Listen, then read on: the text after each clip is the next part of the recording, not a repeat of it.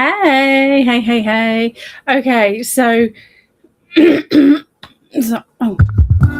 Shiza, sorry, I'm literally finishing the GitHubby debriefer king thingy now. It was just a bit stressful, so I just need to, I mean, you can watch me do it if you like. So you kind of know what's going on. And then we've got a really exciting show. So we're going to go into hantavirus, had fun kind of diving into that. Also, so I tested the prompt on something that I've never looked into. So that was my kind of like final test. I've never looked into dual Dando, always kind of like wanted to. And so here we are. So let me share my screen. You can see what I'm doing. Then I can just drop the prompts for you. I mean, I don't really know what I'm doing, so you'll see me kind of going back between this and for if you want to do if you want to do one, this is something for you as well, I guess. I don't know why it does weird stuff. Okay, literally, I'm just linking it up. So we have this is like the full master prompt with the Judgement Matrix. We've got all of these are my 53 things that I kind of went through with me taken out. It took me a while to get Grok to kind of replicate it with me not in there. Then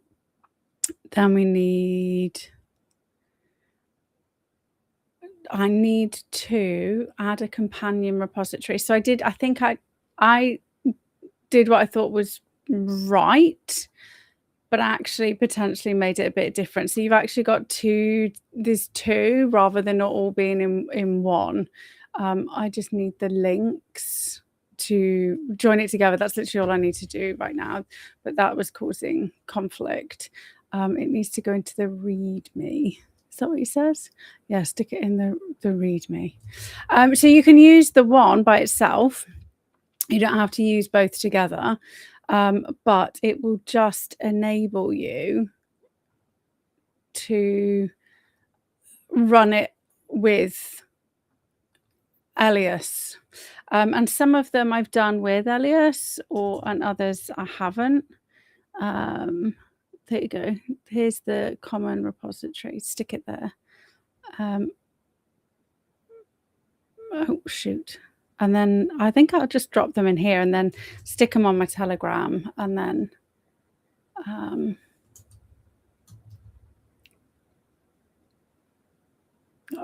so confused. Oh, there we go. Okay, so that's how you can find that one.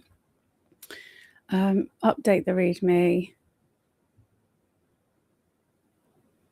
I mean, it's out there. So no, I think that'll do. Okay, so I might put extra things in there. Like it said, do you want a debriefer in XYZ? And I'm like, actually, that kind of sounds quite good.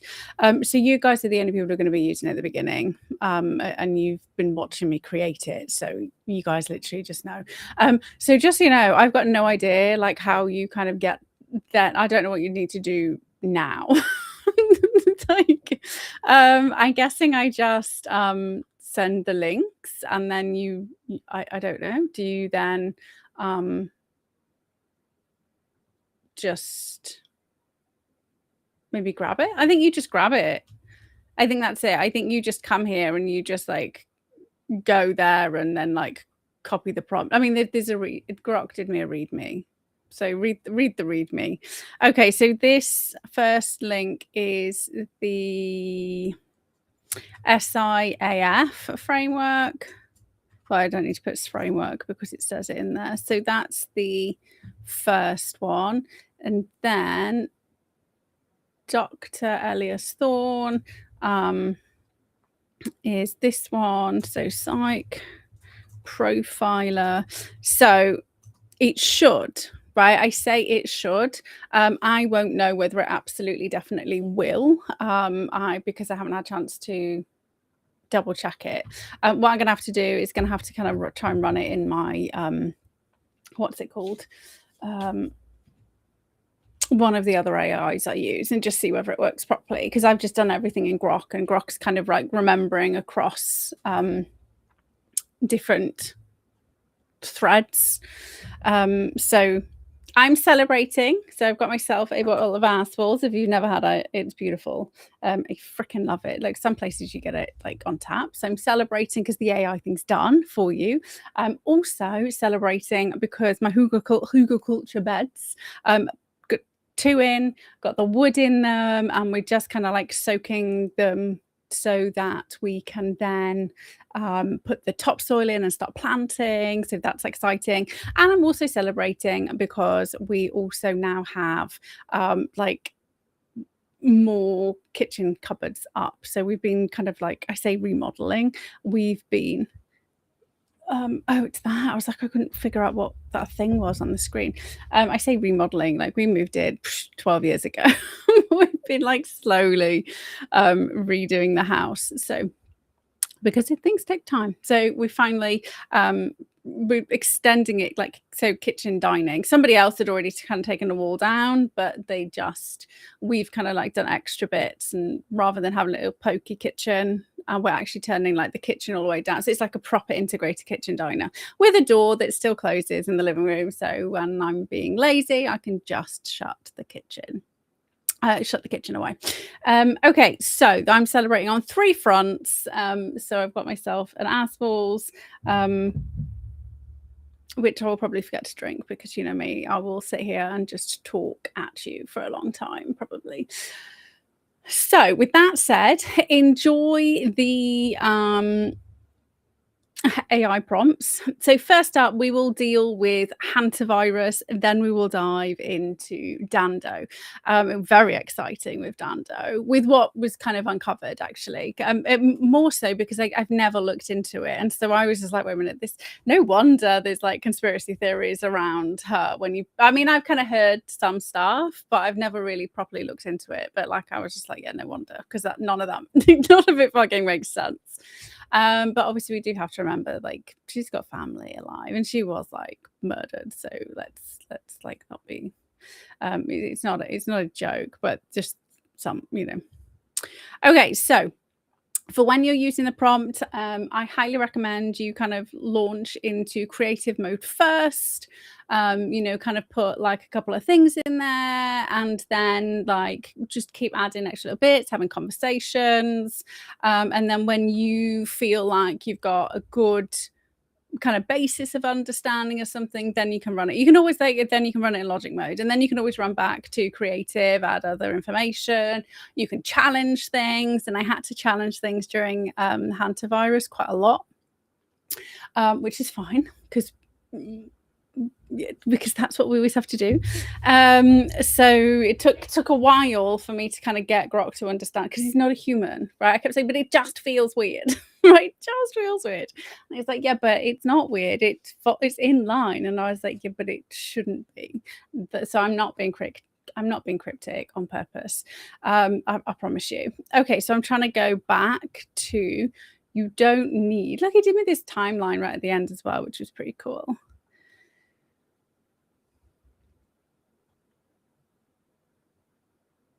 So I've worked out it takes me, when did I start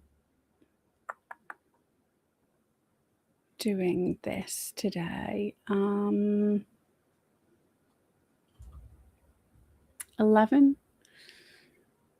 Yeah, so it took 7 hours. So 7 hours to deep dive. I say deep dive. I've been kind of collecting stuff on hantavirus and kind of looking at it over the last few days, but not like properly investigating it. So it probably took 7 hours in total, which is a lot better than 3 days, which is what it kind of used to take. So the reason I'm saying this is it's not like you just plug it in and there you go. Like, you still have to do some work, right? It's about collaboration, not just like, we're going to run it and away we go. But I thought that was cool, and you can tell it's AI generated because it's a bit random. But okay, so that's where we went from. Oh no, logic mode. So this was all the kind of conversations. Like we came up with 130 different potential things that could have happened, right? Different hypotheses, different bits of evidence. So I mean, so I was just pulling bits of information, and then Grok was kind of like summarizing them and pulling them into different places. So it is, and the best thing about it is he doesn't just shut you down, right? They're not allowed to just shut you down at this point. So if you want to kind of push back on stuff, like that is a great place, but you can still do it in logic mode. So it's not like once you're done, you're not stuck. So then we moved into the logic mode, but what I want to do first is I want to kind of just go through what hantavirus is, because I was asking questions, asking for information. I had to stop him using like secondary sources such as reports, and I was like, no, I need you to go to the actual research, please, because you're just citing crap right now. Okay, so that was me asking a sneaky question.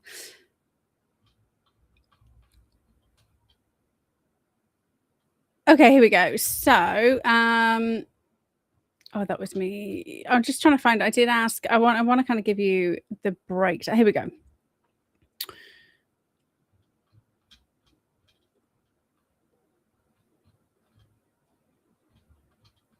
Where are we? What is it? What is it? This is me really throwing him. Okay, here we go. Discovering historical timeline. Okay, so I wanted to break down. Okay, so the key things that I noticed while I was kind of doing my own little kind of like mini investigation, which is why I got the really weird hinky feeling, right? The key thing is the fact that hantavirus is high fatality but very, very low contagion.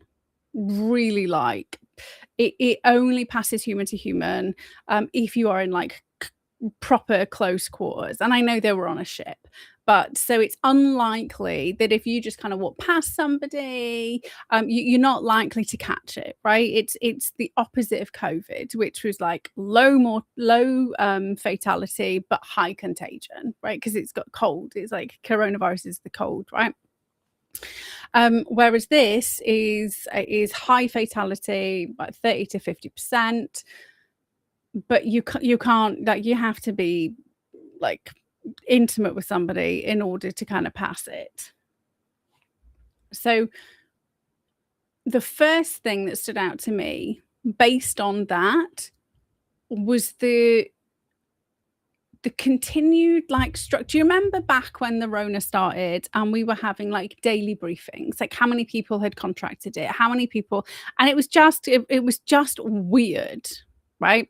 And if you think since then, we've had like monkeypox, we've had measles outbreaks, we've had Ebola rocked up, we had disease X rock out, and at no point have they done the same thing. And then all of a sudden, this really coordinated conversation around hantavirus. But they're also saying, oh, really low risk to the public. But then we had Tedros did like a Q&A, like a live Q&A on the 7th. Like, it's just the amplification for it doesn't match the threat level. Right? Because this shit happens all the time. Like this genuinely happens all the time.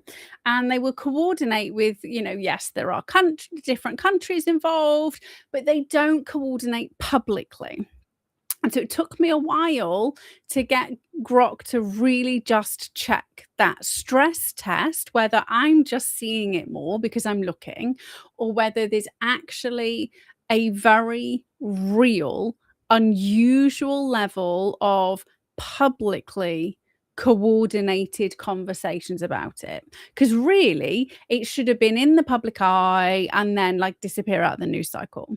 Right? There's no need for it to be kind of like daily, like kind of what they were doing COVID, right? Because like it's not going to affect us at all. So it doesn't make sense. So finally figured it out. Okay, so first up, I wanted to know about hantavirus, whether it morphed, because the original and all the original reports that I could see is that it wasn't even human to human transmission. You had to be kind of like getting in like the rat shit feces fumes, right? And that's how it always used to transmit. You would have to have direct contact with a rat. It wasn't human to human. So there's this specific strain, which is the strain that happens to be out, is human to human, and that came later, much later. So that was the thing. I was just like, wait a minute, I check for hantavirus and it says it's not contagious, it's not human to human. Like, what the fuck's going on? Why are they promoting it so much? It doesn't make sense. So here we go. So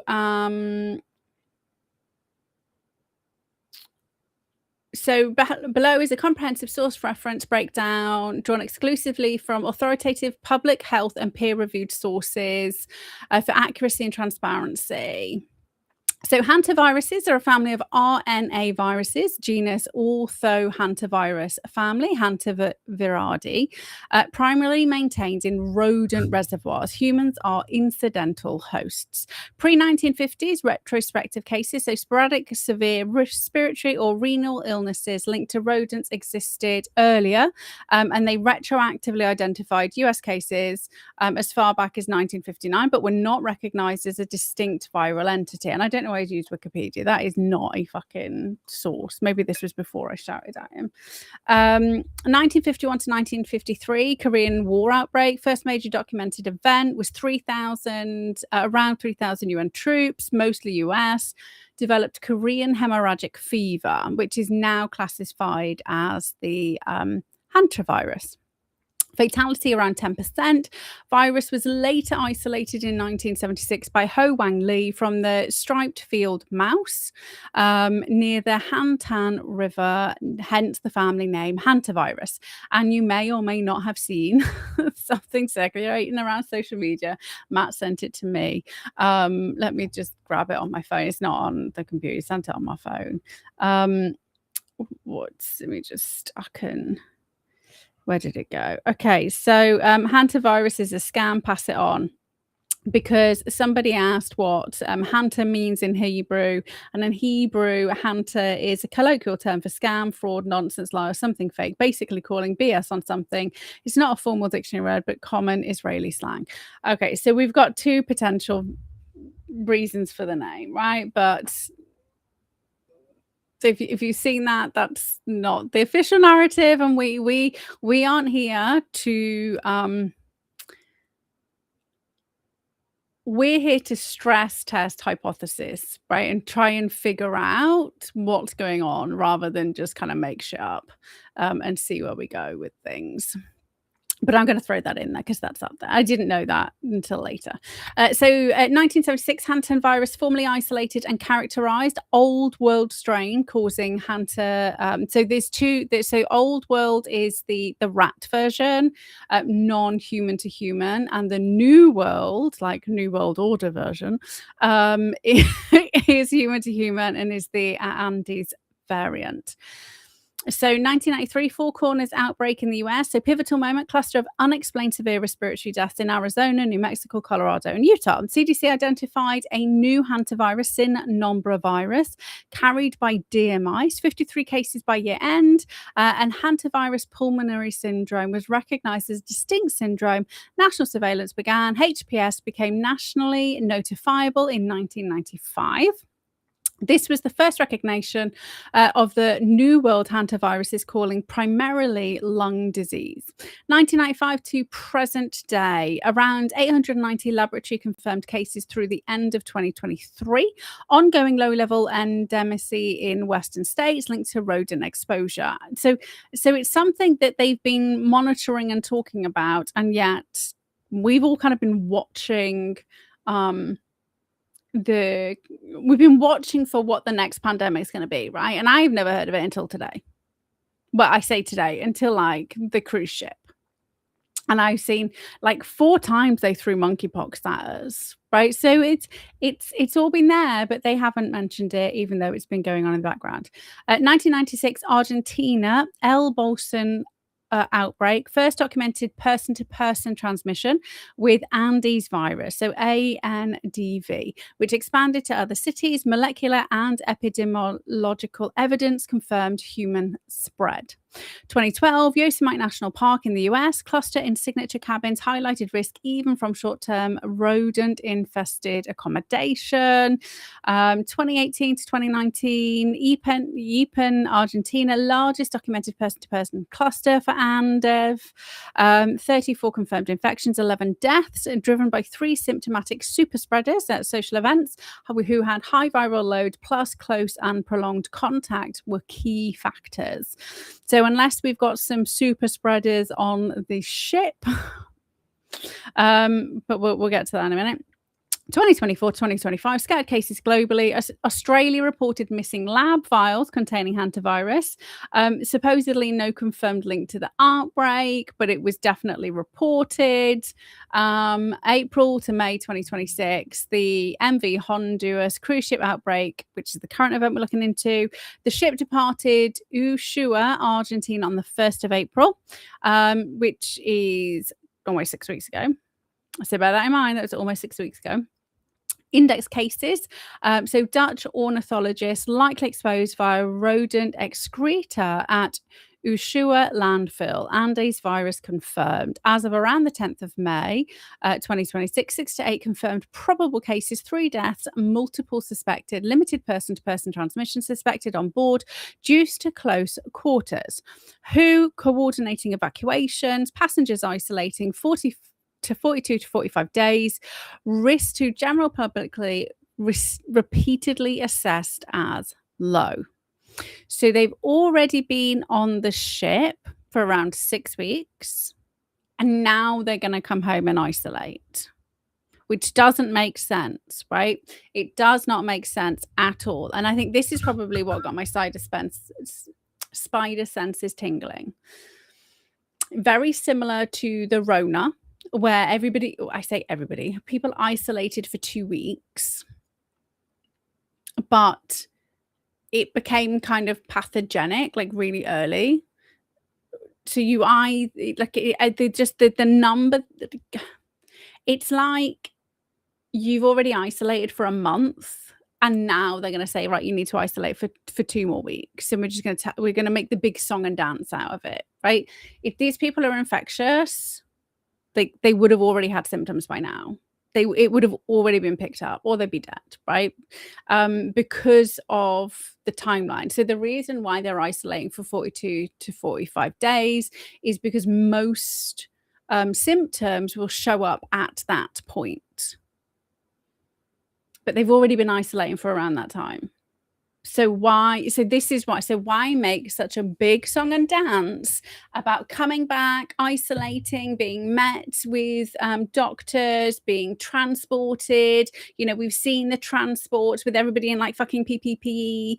The people who are symptomatic, okay, so here's what I would have done, right? Anybody who's got no symptoms, you just fucking go home.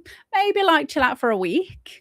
Like just in case, like crossover, because it can show up maybe like 8 weeks later, but they've never reported on a case that's happened over 45 days, right? So that's why.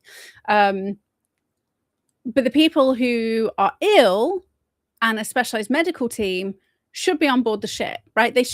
All of the country should have just commandeered the ship.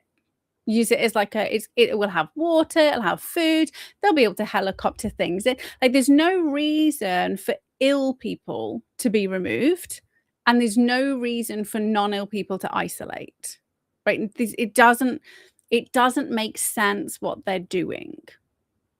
This is why it's so fucking weird, because all they're doing is raising public awareness, freaking people out unnecessarily, right? Like I genuinely did not need to know at all. Like it's at no consequence to me at all. I mean, I didn't need to know about COVID either, really. But this even less so. So how it harms. So hantaviruses cause two main clinical syndromes via immune-mediated damage rather than direct viral destruction of cells.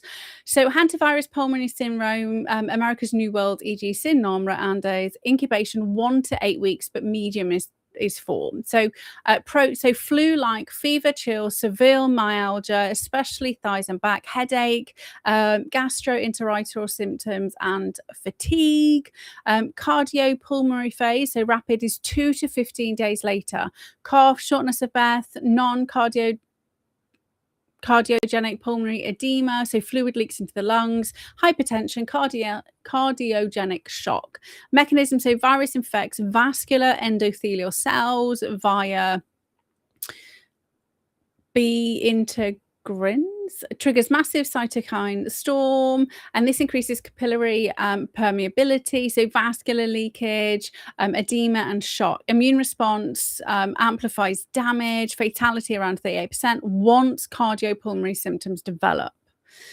Hemorrhagic fever with renal syndrome, which is Europe, Asia, Old World. Similar prodrome, hemorrhagic manifestations, low blood pressure, acute kidney failure, fatality 1 to 15% depending on the strain, kidney focused vascular leakage. So depending on the strain, depends on what kind of happens, what shows up, and the percentage of likely death. So if you have the kind of like old school one where you've just been like snorting rat shit, 1 to 15% chance of death once symptoms appear, right? Because the BBC are already talking about asymptomatic individuals coming home and self-isolating. They are not asymptomatic. They would have had symptoms by now if they had it, right? We have to bear that in mind, because I can see where this is fucking going. So there is no cure, but there is a patented mRNA vaccine, which was started in 2015 and then repatented and relicensed in 2024, funnily enough. It was also being worked on by the Department of Defense in America, of course, in 2022. So while we were all fucking being locked down, they were already like fucking with the next thing. So it's definitely not disease X. I was just like, is this it? And no, because it's really poor transmissibility, right? Transmissibility, which is why Grok kept saying it's not, like, it doesn't make sense. So Grok's point of view, which is valid, and I agree with him, and is that it doesn't make sense for it to be a bioweapon. Because yes, it is high fatality, but it doesn't spread. Until you remember the whole 1969 conversation. So this I'm so glad I bought this book back in 2020. I don't even know whether you can get it anymore. Probably, hopefully, because you can't get the documents online anymore that he goes into. So I'm glad I got the book where I can just keep going back to the same bit of fucking information. So this is just saying most cases cluster within 4 to 6 weeks with 42 days as the CDC's operational maximum. So who says 42? So because I was like, okay, well, if they're really, if this is so dangerous and it can take up to 8 weeks, so why are they not isolating for the whole 8 weeks? And it was Grok was like, well, technically they've been kind of like isolating already for like 6 weeks. So I was like, okay, so why are they isolating at all? Because that doesn't make sense. No documented cases exceed 42 days in Andes virus literature or prior outbreaks. Just doesn't exist.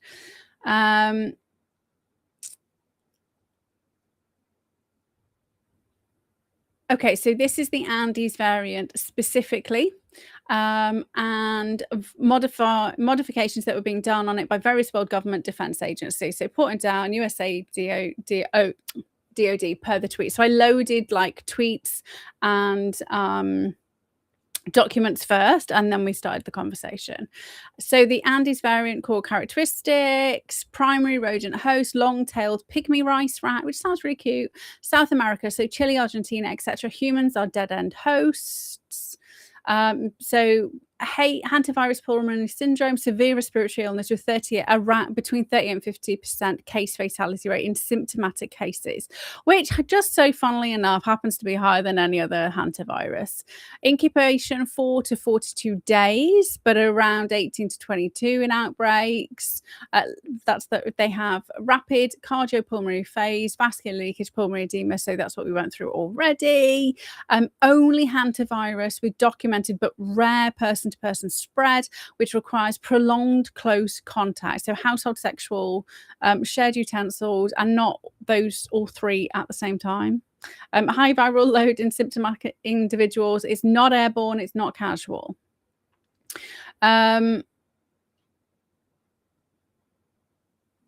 been no evolutionary changes, transmissibility, or virulence outside natural variation at the moment. So research on ANDV is defensive biodefense. Hantaviruses or select agents work occurs in high containment. So BSL 3 and 4 labs under strict oversight. No declassified or peer review evidence of offensive weaponization, deliberate enhancement of transmissibility. I mean, it doesn't mean it's not happening, right? Or release orientated engineering. So long-term program. So from the 1980s, including ANDV due to biothreat potential. DNA vaccines, phase 1 human trials have been completed. Elicits neutralizing antibodies in primates and hamsters. Memory response after long interval boost. So they've already done like mRNA vaccines for it. So preclinical mRNA platforms 23 to 24.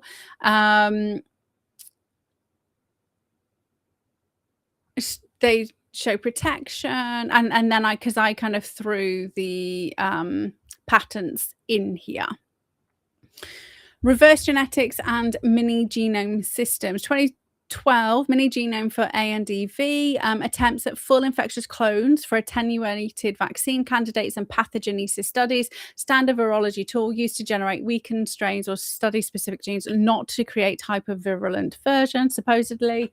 Other work, neutralizing human monoclonal antibodies, so cross protection, ANDV and SNV, so lethal Syrian hamster model for testing. Transmission studies including human-to-human potential. Recent postdoctoral fellowships and publications confirm ongoing defensive focus. No public gain-of-function papers enhancing ANDV transmissibility or lethality beyond natural strains. All work framed as biodefense, so vaccine treatment pipeline accelerated by cruise ship outbreak interest. And there is nothing like a crisis to generate a bit of cash for those pharma companies. So Porton Down asked whether they were up to their old tricks. So primarily diagnostic, rare and imported pathogens laboratory at Porton Down, the UK's designated lab for hantavirus testing. So RT-PCR serology for ANDV handles imported cases under high containment. Broader biodefense, DSTL conducts research on high hazard pathogens, so plague, Ebola, etc., for medical countermeasures and national security. No public records of ANDV specific genetic engineering or modification programs, but the UK is not like the USA with regards to transparency. They do shit and they don't tell us, and they have no legal requirement to declassify shit like you guys do. Then they just slap 100-year release. So if you think about Lord Mountbatten, even after his death, they sealed his file for 100 years. So nobody alive, when they sealed it, will find out what's in there, unless we get somebody good in place who just unseals everything. So they'd say it's for national security, right? Because he was a fucking dirty, rotten pedophile, and they let him kind of run rampant in Kincora for money, right? And blackmail. And fucking Andy loved him. Andy loved him. They used to play together. Anyway, General safety concerns, so whistleblowers in 2026 relate to containment practices, not hantavirus work. Historical open-air trials are declassified but unrelated to ANDV. So for those of you who were not knocking around with me in, where are we? 2020, 2021, you may or may not know about something called Operation Cauldron. So Operation Cauldron is an operation that the United Kingdom's government ran. So the Ministry of Defence were testing biological weapons. So there's a great book called, is it Gassed? Or there's two books I was reading. So the one book is clearly trying to create a narrative, to be fair, but it's fine. I was trying to find it. They were on my Kindle. So in the 1950s, basically what happened is they were just testing biological weapons left, right, and center. This is where the USA CIA would kind of like got involved in LSD. They were testing like anything and everything to try and defeat the baddies. Testing it on their own soldiers. What we had in so we obviously had Port and Down, but we also had the Common Cold Unit, which had over 20,000 British soldiers. They were deployed there, so it wasn't like you had a choice. You literally got sent to the Common Cold Unit and you were experimented on. I don't know whether you've seen the black and white footage of them being out on boats, and they were fucking nuclear testing, nuclear weapons testing, and seeing what it would do to the soldiers. Right, so they just didn't give a shit. They were releasing pathogens on members of the public. The RAF was doing like rainmaking testing, and 53 people died in the floods. But we don't geoengineer, and that's a conspiracy. In New York, they were releasing shit for trains. They were doing that in London, in the tubes, right? So they were just like throwing pathogens all over the place. And Operation Cauldron, they were testing the Black Plague. And so the Black Plague, bubonic plague, is important because that's one of the 6 plans that they kind of came up with to bring about the kind of like collapse of society. And so they were testing it in early 1950s. And they were testing it on monkeys off the coast of Scotland, around the Hebrides. And they accidentally, as they release it, a Icelandic cruise ship, weird cruise ship, right? An Icelandic cruise ship kind of like ended up in the firing line. And so our government does what our government does best, and it didn't tell anybody. They just thought, oh, well, here we go. We're at some live test subjects. And then what they did, they just fucking monitored them, right? These were just like random members of Icelandic public who had bubonic plague released on them.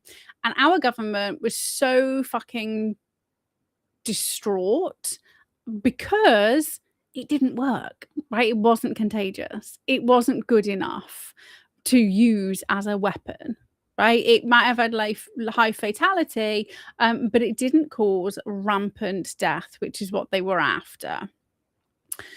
So these Gassed or Secret Science, both of those two books talk about the experiments that the British government were doing, if you are interested.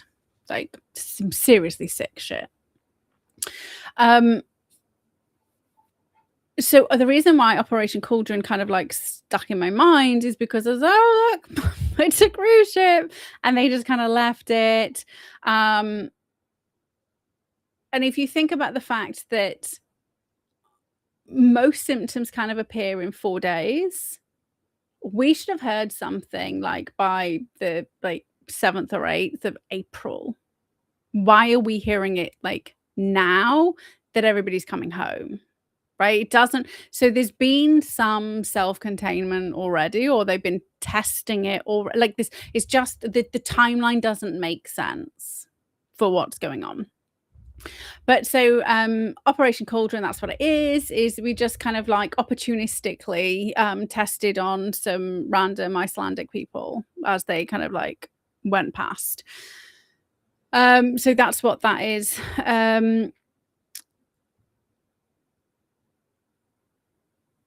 This is legitimate US AMRID NIH defensive work on ANDV 2022-2024, and links it to the outbreak, which, you know, I'm not surprised.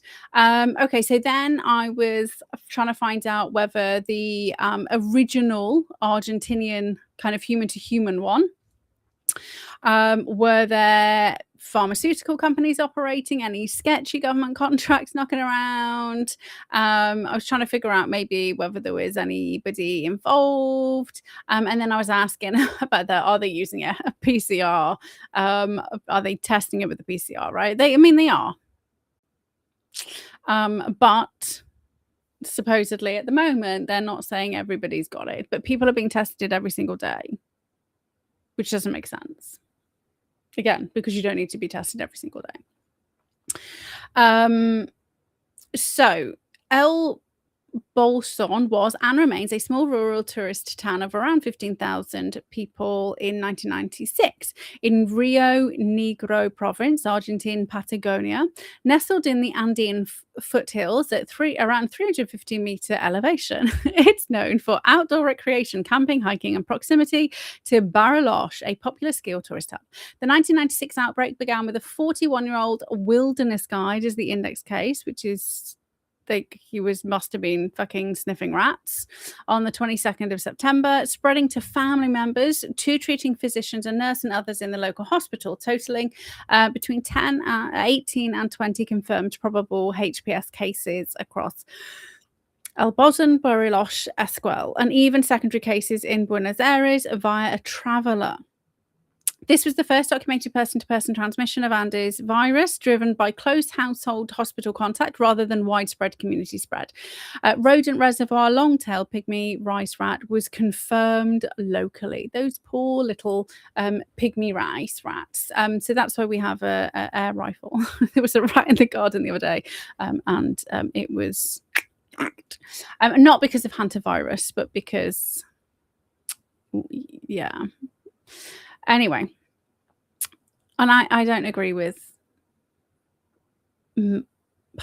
I'm conflicted over murder, even of animals, but it's not me shooting them, and Matt won't listen to me anyway. So I wanted us to just, like, we had rat, cat thingies, and they just keep coming back, and I'm worried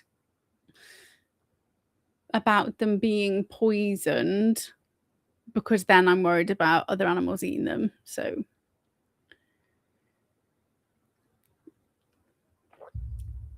circle of life, I guess. Anyway, public records show no evidence of pharmaceutical manufacturing, biolabs, or major government research contracts operating in or near El Bolson in 1996, all linked to the outbreak. But if they do or have, we wouldn't know, right? But it's just not, the evidence isn't there. The region was and is primarily agricultural tourism based, with no documented industrial scale pharma presence. Extensive searches across CDC, PubMed, and historical Argentine Health Ministry reports turn up 0 connections to vaccine development, biodefense contracts, or corporate lab activity at the time. Later, Argentine pharma controversies, so 2025 fentanyl contamination scandals involving HLB, Pharma Laboratorio Ramallo, are unrelated in time, location, and pathogen. So they do exist. Issues and scandals do exist, but just not with that region or anything we know about those. So the outbreak was investigated as a classic zoonotic spillover and non-sociable H2H human to human cluster in low resource rural hospital settings. They were just kind of saying, look, it fucking shit happened.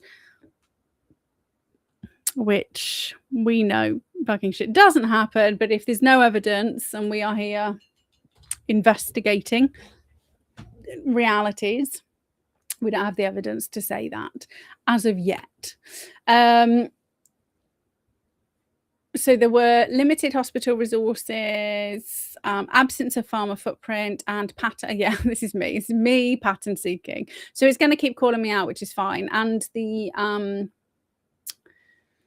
prompt will keep calling you out. So you have to do your personal profile. Like, it's important, right? It's important that we do it properly, because the reason why people never see what's actually coming is because they've got tunnel vision, and they miss stuff, right? So doing it properly opened up things that I would never have thought of beforehand. So the ship carried around 147 to 150 passengers and crew from 23 nationalities on an expedition-style Antarctic, South American itinerary. I mean, I think that's interesting.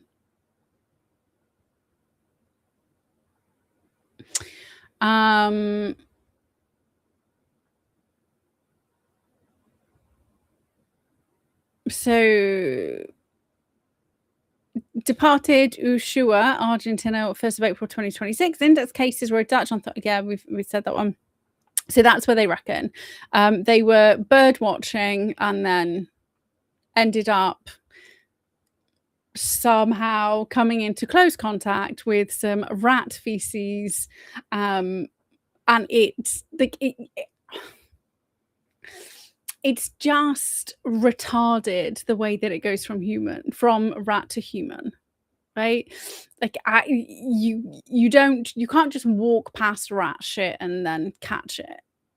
You have to be in a vicinity, like prolonged, like inhaling the rat shit fumes. So what were they doing? But like, I mean, when I'm bird watching, because I do love watching the birds, I'm not like a proper twitcher. I'm not like on the ground, like I'm sat on a bench.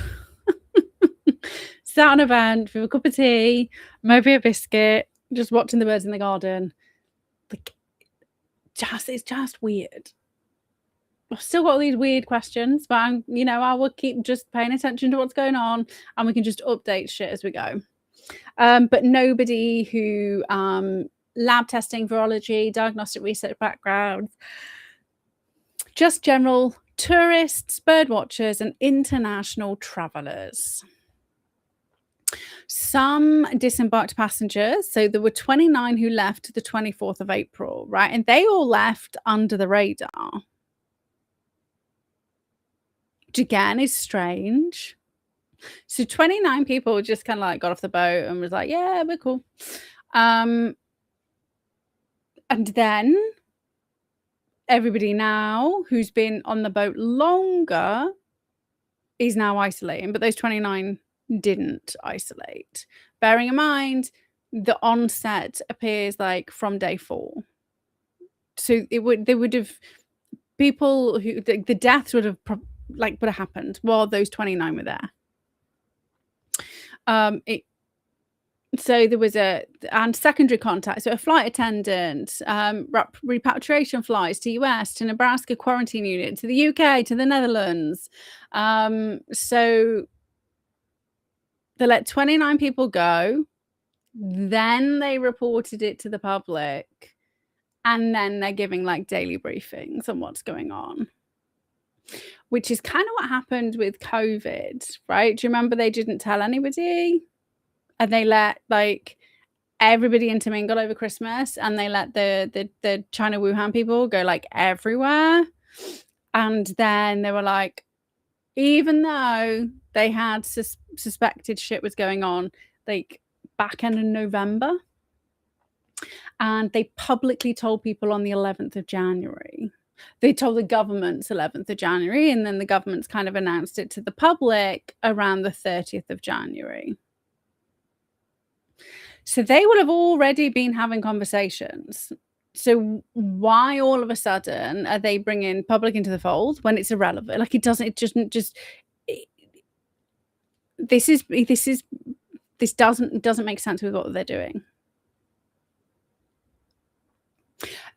If it's an accident, right? If it's an accident, it doesn't make sense. So how they're testing it so they're using the PCR test. Sensitivity is highest early in illness, and then it drops around 7 to 10 days. So this is why I'm saying it doesn't make sense that they're telling them now when you isolate, you need to test every single day, because they've been fucking on the ship since the first. And human to human contact, anybody who was gonna get it would have had it within the first week, 2 weeks, right? Not now. They wouldn't be nobody would be catching it now. Repeat testing is recommended 72 hours after symptom onset if initial results are negative. So again, it's saying only test if you have symptoms. The people who are isolating don't have symptoms. They are asymptomatic, so they have no symptoms, and they're being told to test daily. Which doesn't make sense. Testing is targeted in symptomatic individuals. It isn't. They told everybody who is ship exposure within 42 days, but it doesn't matter, right? Because it's only recommended after symptom onset. So after you get the flu and your flu doesn't go away, take this test, and then I guess we'll just make you comfortable, because there's nothing we can do about it. I would rather not. I mean, I would rather not know, but then I would, wouldn't want to like murder my entire family with it, so I guess. They haven't told us what the cycle thresholds are.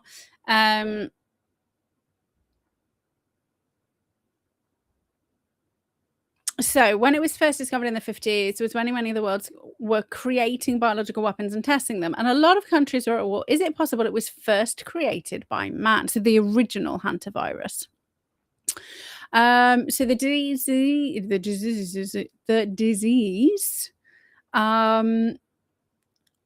they had seen beforehand, right? But they were actually creating biological weapons as far back as the 1800s.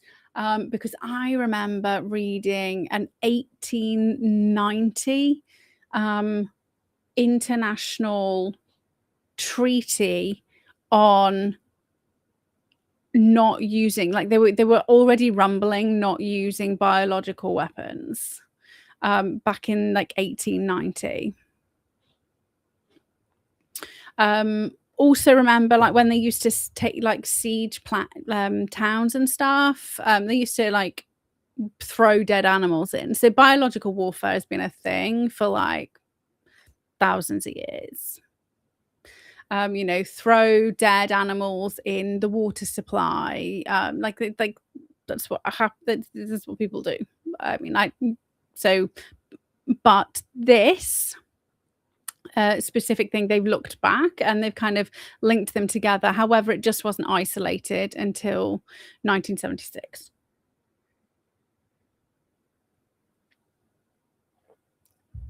So Chinese medical texts describe similar renal hemorrhagic illness, but around rodent reservoirs. So they're just guessing. They're guessing similar conditions with similar kind of symptoms. They believe it's probably the same sort of thing.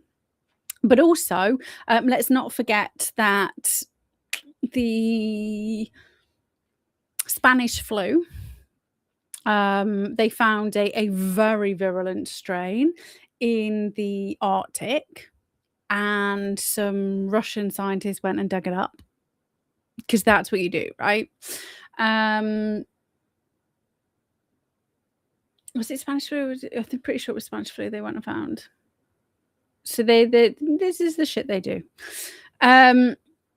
So 1950s was indeed the height of global offensive and defensive biological weapons. So this is the it wasn't until the mid 1970s that they did the you know, the Convention on Biological and Chemical Weapons that everybody signed up to, but everybody just ignored and carried on doing it in the background.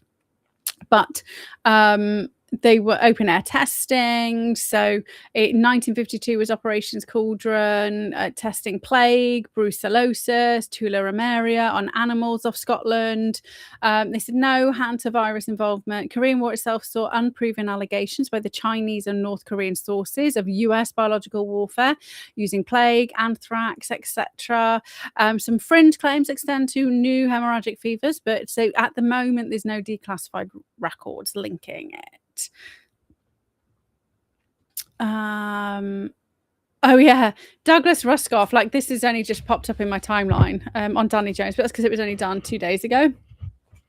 Douglas Ruskoff is talking about how the billionaires are planning for a catastrophic end event, rapidly trying to build their bunkers. So is this the end event? And he's just added it in, right? So because he's not supposed to challenge me on any of this, he's kind of challenged it, threw it in there. So then I asked a question that I don't think people are particularly considering. So what will happen to people who took mRNA vaccines for COVID, right? So obviously the reason why I was asking is because it turns your immune system into a spike protein machine, right? With no off switch. And this is where me and Grockett got into a tussle. But also it was listed. So hantavirus is listed on page 33 of the, I think it was 72 pages. Do you remember there was that giant document that came out, was forced to come out, which listed all of the potential.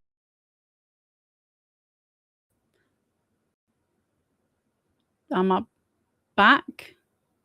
That was weird, wasn't it? How I go off stream when I'm talking about some stuff. Can I make it bigger for you? It's already zoomied. That's a bit bad, maybe. Oh yeah. So it's there on page 33 of the potential side effects. Now, the link that everybody's sharing just shows a removed, like, now you get this. Let me share. Oh, which is really strange. Copy link. So this is from the actual court documents. So Pfizer were, you know, they were trying to keep their information like private, and they didn't want, oh, it's back. The safety document. Oh no, that's cool. It's back. It was just showing up as an empty page. That's fine. I can show you them. I don't know how to show you the image that I could get. It just came up with like, sorry, cannot find the requested page of document. And that was on the court documents. I found it again after on a different, you know, Wayback Machine page. But you will see, if you ask about this, you will get told it's been fact checked, right? It's been fact checked. It's not there. But what you can see here, so this is the upload, and I'll show you, like here it says like hantavirus pulmonary infection. It's absolutely there. This is what we're looking at. Post-authorization adverse event reports of that's the Pfizer document. So it's in there. But so So I got in an argument with Grok because he was like, I don't know why you're basically, I don't know why you're saying that shit because that's not true. It's been fact checked. It's not. I was like, well, fact check this bitch because it's literally in their document. So stop using, I was like, stop using fact checkers. Stop using fucking secondary reporting. Don't even give me government reporting, right? Because they all lie. So what happens if they've had the COVID vaccine? And then, because I obviously said, you know, because they're a non-stop spike protein machine, and he says that's not true. And I was like, it fucking is. Go look at the research. So look, you say that it delivers synthetic mRNA that instructs cells to produce SARS-CoV-2 spikes in protein temporarily. That is not what it says. So then he went back and he was like, oh yeah, you're 100% right there. I do apologize, Katie. So basically they're just more likely to die from it because they are already under extreme, they have no immune system. But also he threw in a wild card. Genomic integration and hantavirus RNA potential for recombinant viral evolution in vaccinated hosts. Which is a bit fucking freaky. So we don't know. And that's me telling him off. Do you see why? Okay. So are we being told everything? Are things being shaped, overemphasized? Was it really increased level, or did Dr. Tedros War Criminal really need to do a live Q&A? And he still didn't get it. I had to kind of stop him partway through logic mode, but that's kind of the background. We moved into logic mode, and this is what we uncovered. So I'm going to give you we're going to jump to the final report, but I'm just going to read from the book, because this is where I had to shout at him a little bit. So this is from 63 Documents the Government Doesn't Want You to Read by Jesse Ventura. And he actually wrote it like a long time ago, to be fair. 2011. So from page 56, there is this Department for Defense appropriations for 1970. Oh.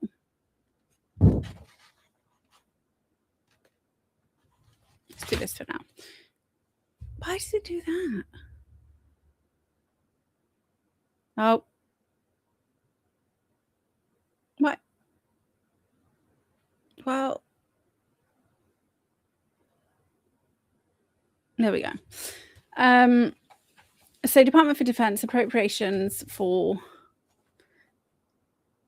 1979. So basically, you will probably come across reference to this when you're looking into like AIDS, right? Because this is where this is used, and people kind of miss the important bit of this, and they only report the whole, in 5 to 10 years, we'll be able to create something that'll look like it's natural, but it won't be natural. We'll have just fucking made it up, right? And then 5 to 10, and that was 1970, they were given like money, and then 1980s AIDS randomly appeared, but actually appeared like 1974, 76. And it was kind of, so people, but quite rightly, link it to HIV and AIDS. However, people only ever report that teeny tiny snippet, and they miss the most important part, I personally believe, of this. So there's a good old, it's kind of like the actual hearing. So you got the conversation between the kind of witness and you know, Congress people, I'm guessing. So they're talking about, so just so you get the context, I'm not going to read the entire thing because it's like quite a few pages. It's like over 20 pages. So this is from page 65. They're talking about a toxic agent called GB, and the whole conversations around like there's enough of this agent to kill every single person in the world 30 times over. So Mr. Sykes says the story's gone around that there's enough of this material, so that's the GB, on hand to kill everybody in the world. And Dr. MacArthur says 30 times over, Mr. Sykes, this might be true if you lined them up and injected them one by one, right? Would you be able to get into the practicality of this statement? Dr. MacArthur, I would be happy to, sir.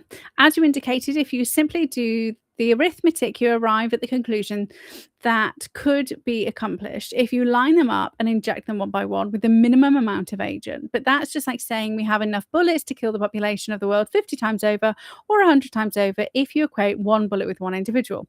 It's totally impossible to get 1 milligram inhaled by every person in any practical situation. So that's just for context, that we have these mass biological weapons, but they're actually not hugely effective. And that's what they were finding out. Like 1950s, 1960s, they were finding out is that they're not effective really because they can't be controlled. So this moves on to the next bit, which is page 69. So development of biological weapons. So, Mr. Sykes, tell us something about biological weapons, both lethal and incapacitants. Tell us what we're doing and what the Russians are doing. Dr. MacArthur, I'm sure you all know biologicals are microorganisms. We've had a policy that the biological agents that we would try to develop would be non-contagious. That is, it could not be passed on directly from individual to individual.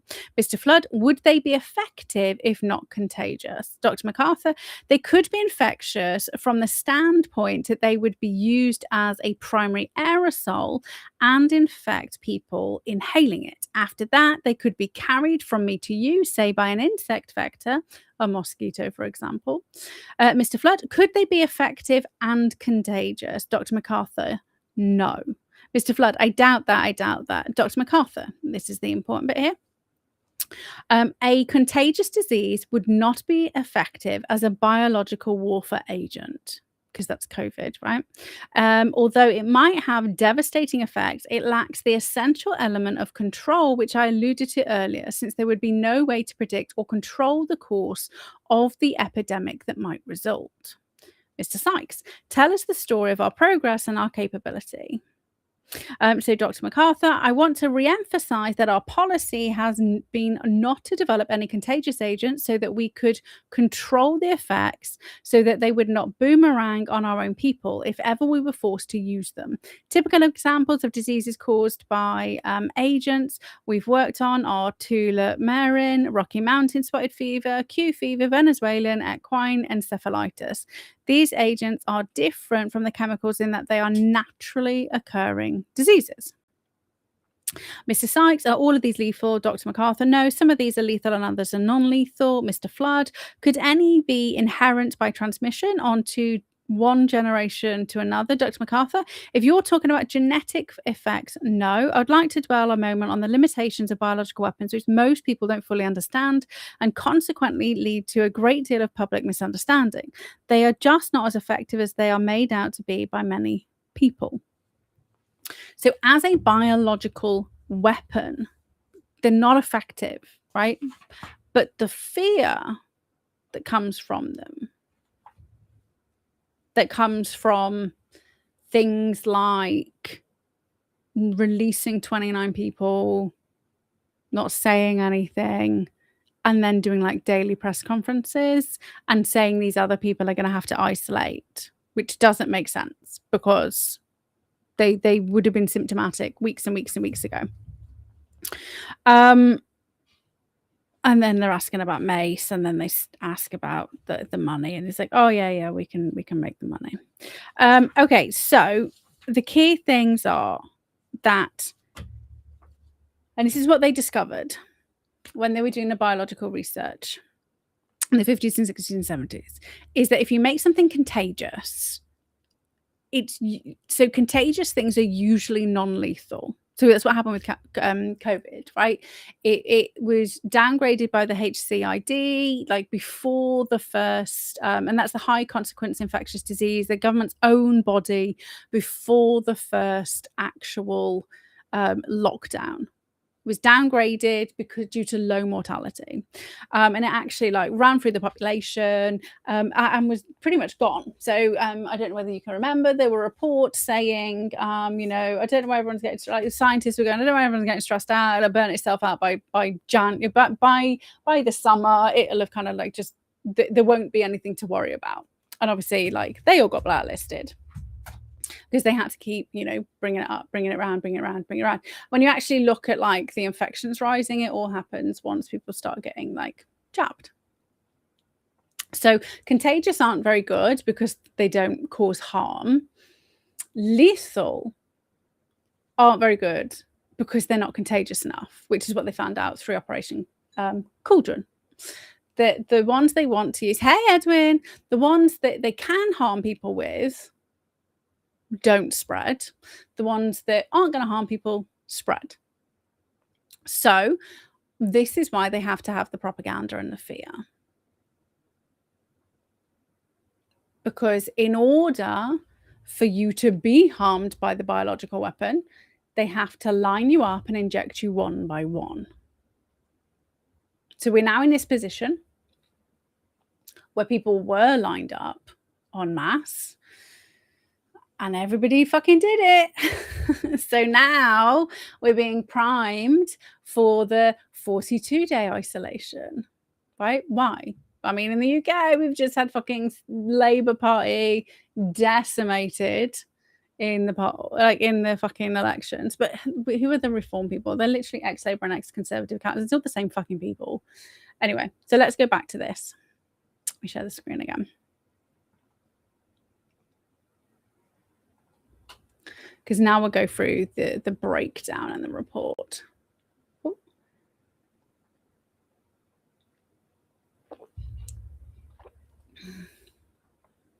Here we go. So here we go. In logic mode, we're going to stress test every major assumption embedded in the belief system. So, okay, so these are the initial assumptions, because it was asking, so initially it said, okay, so what do you think? What do you believe and why do you believe it? And I was like, well, I kind of believe that it's another kind of Rona fear pandemic, basically, because Trump has been so successful with Iran, and that's coming to a close. Putin's also mentioned that Ukraine's coming to its close. We have Starmer will not leave, right? Remember, we predicted it didn't matter how bad the things were. And July and August will be when he goes. His job, he has to put us in the EU first, right? He has to repair the damage that David Cameron did before he hands over the reins to Angela Rayner, right? So she still can't take control yet because of her tax issues. Burnham still can't step into any kind of places yet because he's not an MP at the moment.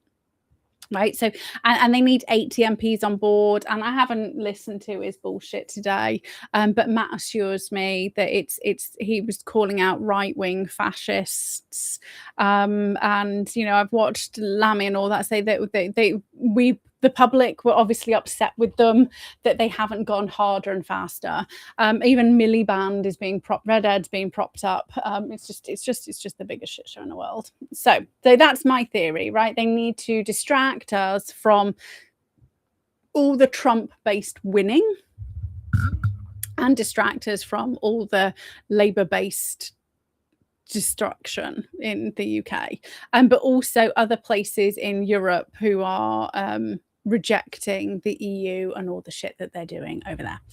But also remember, last year we as in the UK and 136 other countries signed up to be part of the global pandemic response, and while we did say, no, we don't want to do it. They ignored us, but because they had to do a consultation, they did roll it back, right? So it is now embedded thanks to all of the people who actually saw it coming forced them to tie in that all the WHO can do is make recommendations.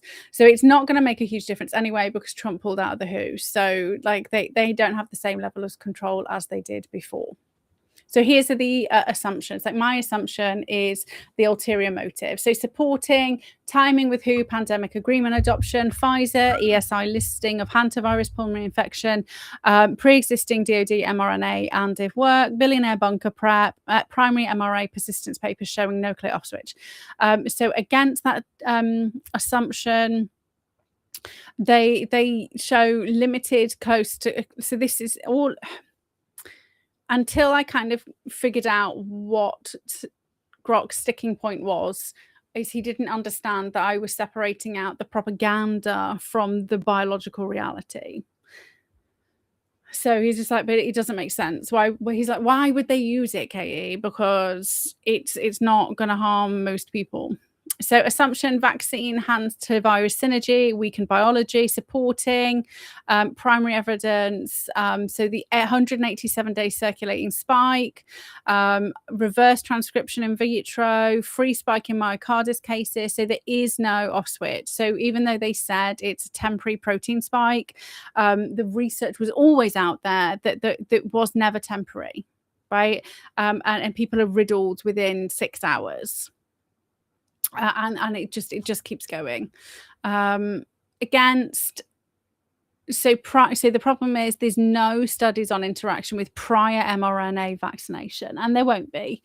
No clinical or genomic data yet exists on co-occurrence in vaccinated hosts, but absence of data does not mean evidence of effect, right? It's just because it's not there, it doesn't mean it doesn't mean it can't be disproven. Well, so just because their evidence isn't there, it doesn't mean it doesn't exist.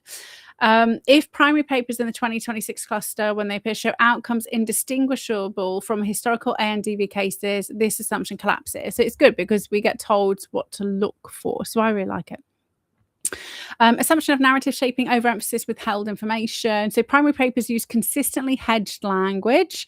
Gap between real-time events and peer-reviewed output creates an interpretive vacuum. So at the moment, all we've got are talking heads, but no...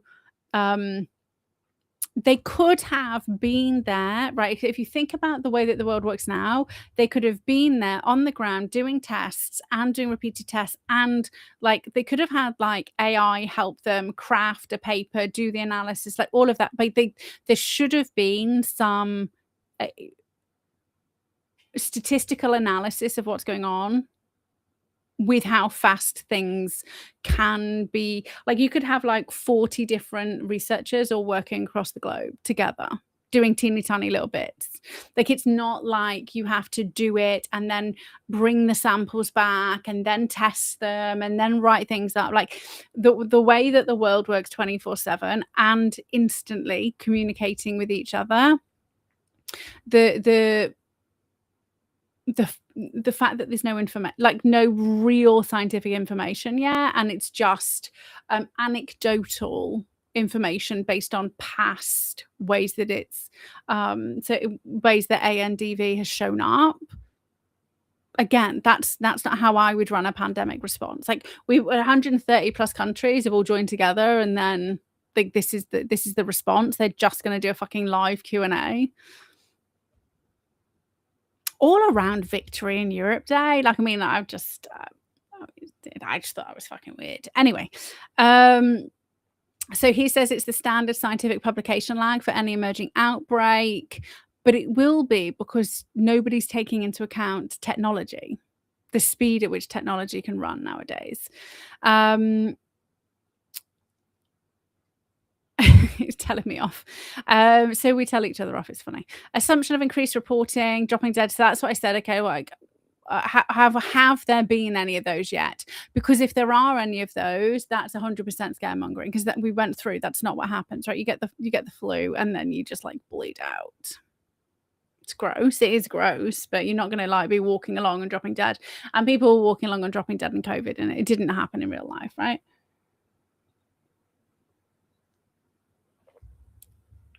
So no primary data supports sudden asymptomatic collapse.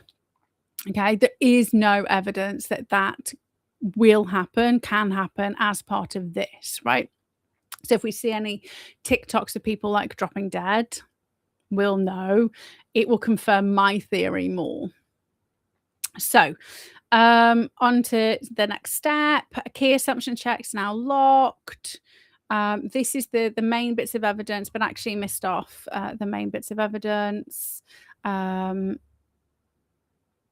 Wait.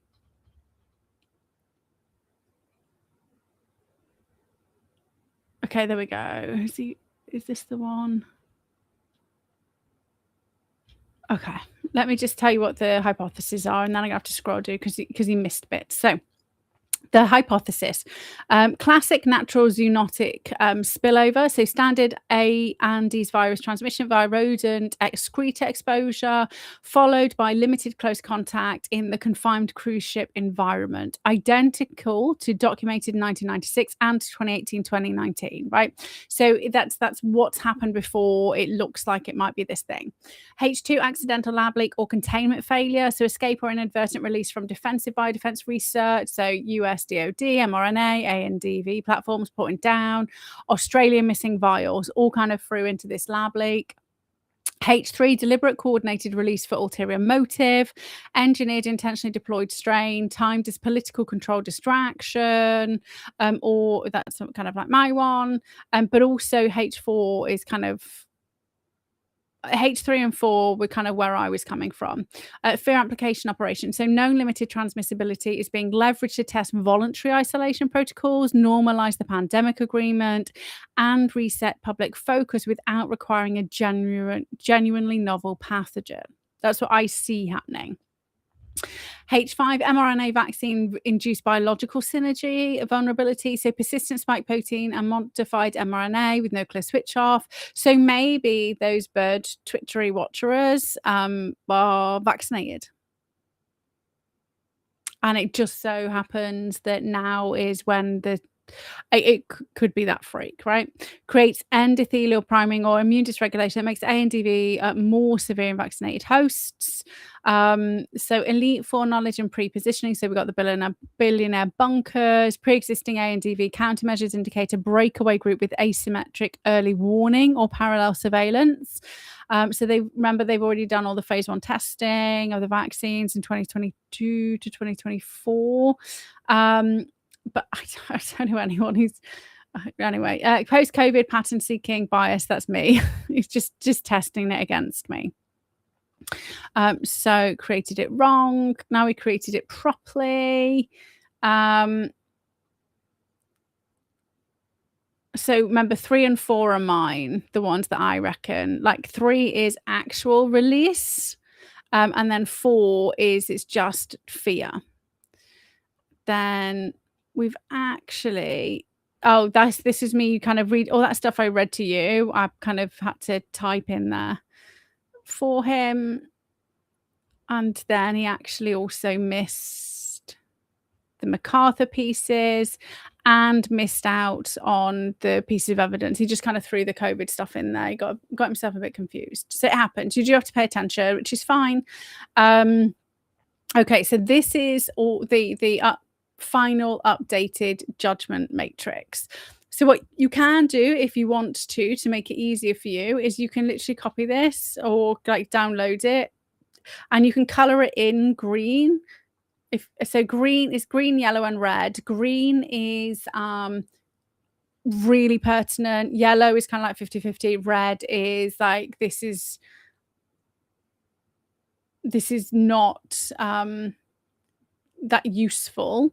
And then the 1 to 5 is the colors are the weighting, like how heavily does the hypothesis need this for the hypothesis to stand, and the 1 to 5 is the chances of manipulation. There is a actual key. I got a key put in afterwards. So there's a key in the actual GitHub for you. If you go to GitHub and just do Katie-Woodland, you'll see both of them. And I dropped the links earlier. Okay, so this is what we're testing. So ANDV requires prolonged close contact and high viral load. So that's replication drops sharply post-intervention. So from 212 to 0.96, so it really drops quick. So it's yellow for my fear-mongering hypothesis. Incubation 7 to 39 days. Again, remember they've been on the ship for six days. Median 18. So between the 1st of April and the 18th of April, there should have been a good enough indicator of who actually had it, which is why on the 24th, 29 people went home, but then in May, they started telling us and fear-mongering. So identical strain pattern. So this is saying it's just natural lab leak. Hantavirus fact sheet, dear. So this is it's aerosolized, not contagious person to person. That's the original one. This is the Dutch people. This is who they are, the primary people. So it's still kind of showing in that's number 4. So that's the fear one, right? US DOD, it doesn't. So that's all there is for it being natural. 1, 2, 3, 4. Just wait, 1, 2, 3, 5. All weighted on it. But then now we start getting crazy town. But it could be manipulated. Right, there could be manipulated evidence. Phase 1 trials. This is where I come in. This is it's released for harm, and then this one here is it's just fear-mongering. Cauldron as a precedent. We also have the MacArthur testimony, which has been highlighted as a linchpin for it being released on purpose, but potential like high deception indicator potentially, and then it's yellow and again high deception for it's just fear-mongering. Broke down, so the second one was just non-contagious. Again, that's also a linchpin for biological weapon, and the AIDS stuff is in there as well. So he says the Australian thing actually fits every single narrative. He's forgot to move it. He does move it. Fits every single narrative. So it doesn't it just supports all of them. So it's got no diagnostic ability. So the fact that the vials, the 2024 Australian vials, are they don't count as evidence because they support every single hypothesis, which is really interesting, right? If I did not run this, I would have been like, that's it, that's like proof. And this is the point. This is to help us become better analysts, so we can understand what's going on. Then we've got spike increased and then my psychological profiles included, and my original bias statements. Okay. So now into step 4, we're doing devil's advocate. So strongest matrix is 11-1, so classical natural zootonic spillover. So why, when it's only got 5, it's got 5 greens, right? So it's got 5 greens and with low potential deception. So that's why it's strong. So overall weighting, there might be more in some of the other columns, but lots of the other stuff is up for deception. We can't really, it's not all that trustworthy. Some of it's speculation. So we do, that's why it's weighted. All the evidence is weighted, and then we can run it through.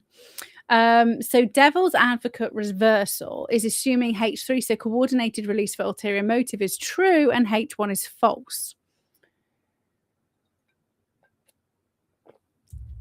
What we'd have to see, or it would have to come out, primary papers were either A, fabricated, B, selectively published to hide engineering signatures. This happened for COVID, remember? Or C, the 2026 strain is novel and a synthetic variant that's not yet sequenced. And they have, or sequenced and not released. So remember how quickly the COVID strain was sequenced and released, and then it was removed because there was a very clear graphene theme, right? Very clearly showed that it was coronavirus and HIV joined together, like literally stuck together and engineered. Very, very early on, like January, February, scientists were like, this isn't natural. This has been engineered. This has been done in a lab. We can literally see the graphene seam. It's like there.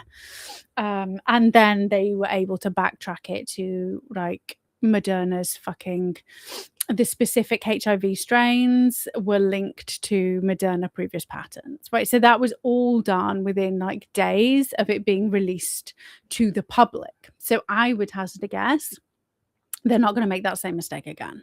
So they will just say it's the same one. Next one, but we have to wait and see, right? I'm still throwing stuff out there that I can't put in because we have no evidence for it yet. Either way, we have to keep our eyes open. Or, so the identical strain patent in 1996, 2018, 2019 would be a deliberate misdirection. So at the moment, so this is what he's saying is they've not released it, but it's identical. So which one is it? Right? Have they released it and it's identical, or have they not released it? 45-day isolation despite 7 to 39-day observed indication would be intentional overreach testing, if fucking knows. The MacArthur testimony, DOD, ANDV vaccine, Operation Cauldron, and missing vials would be the smoking gun, historical pattern of controllable agent policy being executed again. So disconfirmation pressure on this reversal. So there's no primary genomic data yet, which shows any synthetic markers in the 2026 strain. So which is what we would have to see, right? So as soon as if we see synthetic markers, my theory goes up, this one goes down like fast. So it would be difficult to fake at scale across independent labs, which is what happened in COVID. They couldn't keep it quiet, so they just misdirected. So conclusion, H3 survives the reversal only if one assumes a multi-decade conspiracy capable of controlling primary scientific literature, which we know is true. This is possible in theory, but requires extraordinary evidence that the current matrix does not yet provide, right? So I could go back and plump in, scientific testimony where I could use COVID as a case study, where researchers' information was removed, they were blacklisted, they refused to publish across multiple things, right? Where studies have been proven false, have used incorrect methods. So I could show all that data. We know that happens, but we haven't got it specifically for this yet. So lots of strong confirmation bias, got to be honest. Okay, so sensitivity analysis, key variables that could flip the matrix. If forthcoming primary 2026 genomic papers show no synthetic markers and outcomes are identical to historic clusters, then the created weapon theory completely collapses. But the narrative shaping doesn't necessarily collapse, right? But I agree with him. Like, I don't think it's been released to kill people.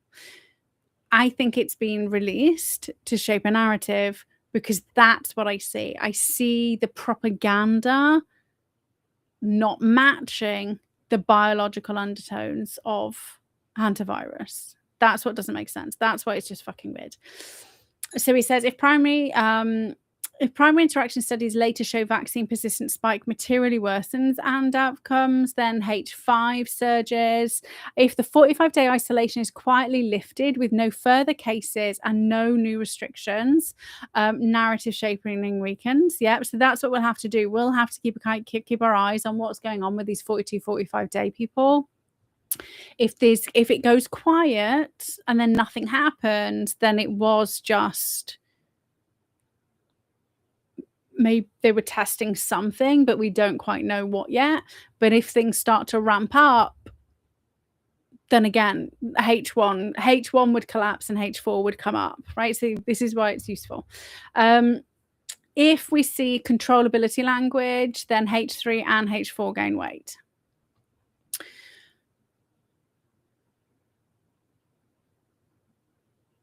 Oh, this is in running all 53 steps. Okay. So here's where we are at. Classic, so H1, so classic natural zootonic spillover dominates with the strongest, most consistent G cells. Hantavirus, and it just biologically, the strain behavior, incubation window, and limited human-to-human pattern are identical to documented historical clusters. It may remain the least biased explanation on current primary evidence. So Grok is suggesting it just happened naturally, and potentially they are using it, or maybe it was given to somebody, but it's just the normal strain and the way that they're behaving is different, or it just right. Okay, so we don't know either of those, and I lean heavily on deception is present until like proven otherwise. I don't believe them at all. So mine carries the heaviest linchpin weight from the MacArthur testimony, right? The DoD stuff, the precedent with the cauldron, the fact that it's listed in the adverse events, and me all kind of push. However, he says that it is aggressively contradicted. H2 accidental lab leak and H4 sit in the middle, viable secondary explanations, which is interesting, okay? Because this is the one that I believe more than this one, right? They're doing it for some control. So it's second.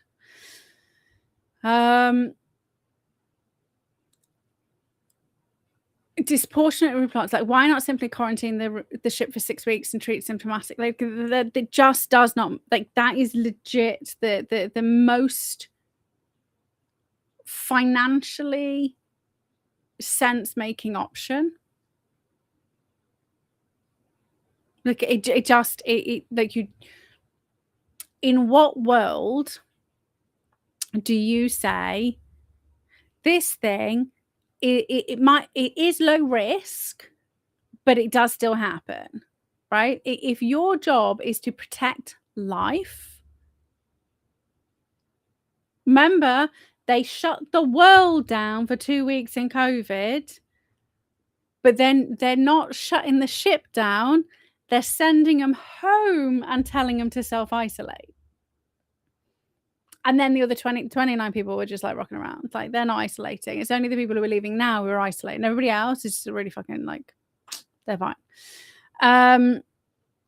So vaccine synergy and Elite Four knowledge gain traction. Lack any primary interaction studies, so we can't do it. We've got no evidence for those ones. And H7 is me, which is like I see everything the same, which is fine. So implications. So on current primary data, vaccinated biology faces the same ANDV risk window as unvaccinated hosts. Okay, so they would get ill, what did we say, around 18 days on average, but anytime between 4 and 39 days. Persistent spike creates theoretical endothelial priming potential, but we don't know yet. Operational policy, the 45-day isolation aligns with observed incubation and historical control successions, but they've already been isolating for weeks at this point. So it doesn't make sense. Lessons on watch points. So continue demanding raw papers, as you did. Any future 2026 genomic sequencing will be the highest value disconfirming evidence for H3. Track MacArthur-style controllability language in official statements and any primary interaction studies on vaccine persistent spike. Bias calibration, your autonomy drivers the strength of truth, but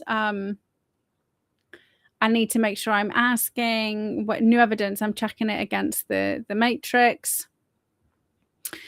if primary papers and evidence shows indistinguishable from 96, that it's got to be like H3 has got to go right to the bottom, which is fine. So current confidence in H1 is 65. H3 is 35 out of 100. So it's a robust, there we go, robust biot-checked statement. Okay, look, here's me saying, this is me going, okay, well, I need you to kind of get what I'm coming from, because it doesn't make sense. I think I had to say it twice because you didn't really get it. Yeah. So looking outside of hantavirus, there was an Ebola outbreak a bit ago, other multi-country based viral events that was conducted in the same way. It's really hard to describe it. Logically, it's not something 99.9% of the world need to know about. There is no need for constant public briefings. It's low risk to the public. So why the performance agencies work together and work worldwide all the time? They don't tell the public what's going on. This is what I mean. The public performance versus the need for the performance doesn't make sense. I don't need to know about somebody isolating because I'm not going to be harmed by it. Do you get it? Okay, so again, I finally figured it out. The visible public performance. So he went through the recent same threat level,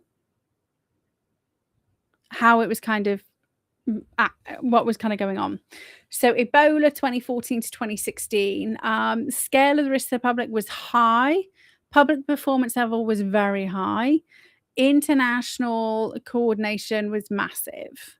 Low mismatch, it was proportionate, right? There were over 11,000 cases, 11,000 deaths, right? That makes sense.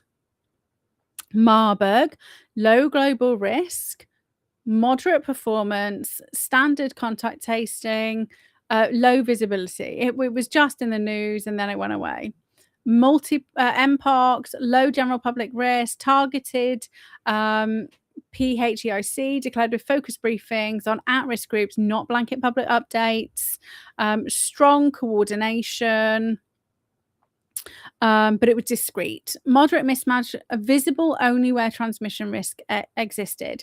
Historical ANDV clusters, low global risk, low local contact tracing, no WHO briefings, no global media theatre, standard coordination, matches pure H1 expectation. Okay, so what they did in the past matches H1.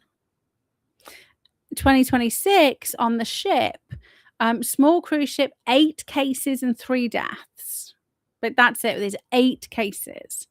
Explicitly low public risk, high presence, East CDC, UK HSA updates, global guidance releases, repatriation protocols broadcast. It's standard coordination, but high mismatch. Visible performance exceeds historical H1 precedent for contained low transmissibility zoonotic events. So there's an event information site for member states and issue technical guidance. Quietly, public briefings are minimal or absent unless transmission risk escalates, right? So the fact that there's 8 cases and 3 deaths, Grok finally gets why I was saying it's just fucking weird. Tedros has personally briefed the media. Multiple agencies have issued parallel public guidance within days. Self-isolation for all passengers and crews being communicated globally, which exceeds the playbook for previous contained ANDV outbreaks. Yes, there's lots of different, but it doesn't. Why tell us? So here we go. Your point is valid. Agencies handle far more complex cross-border threats, routine MERS or LASA imports with international alerts only. The performance here creates a perceptual mismatch between stated risk and visible activity.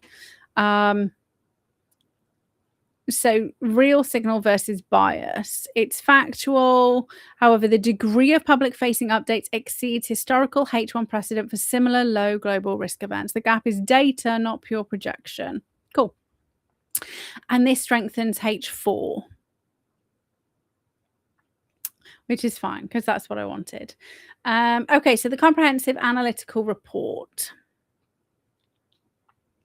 Here we go. So refined hypothesis and probability. So classic natural zootonic spillover is 62%. Accidental lab leak is 18%. Deliberate coordinated release for ulterior motive is 12%. Narrative shaping is 22%. So it's second.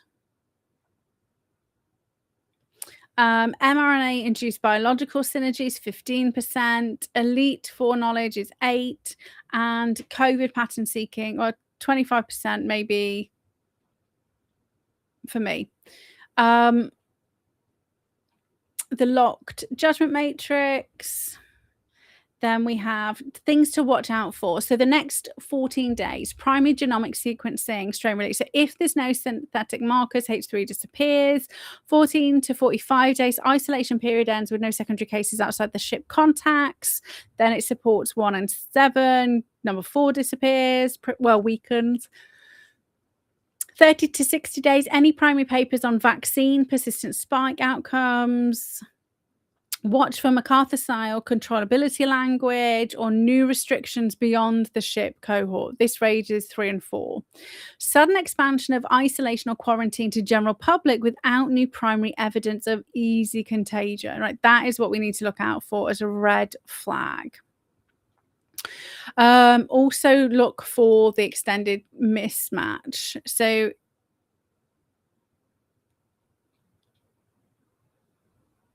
and then he did me a timeline. Cool. So overall, when it comes to hantavirus, biologically, nothing we need to worry about. However, the public performance in theatre doesn't match the biological low risk or any other high fatality, low transmission diseases. So there is something, in a nutshell, there's something hinky going on at the moment. The most likely explanation is it just fucking happened.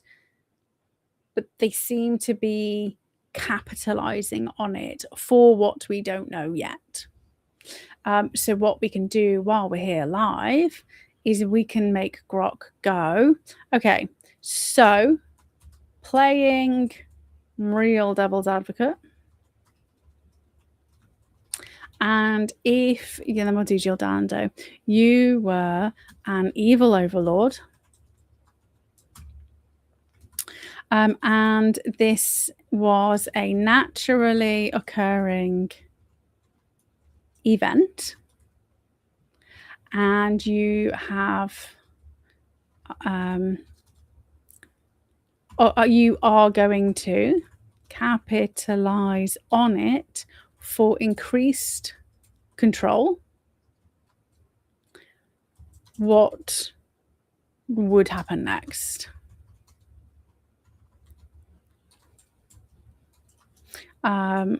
Why would you use this event?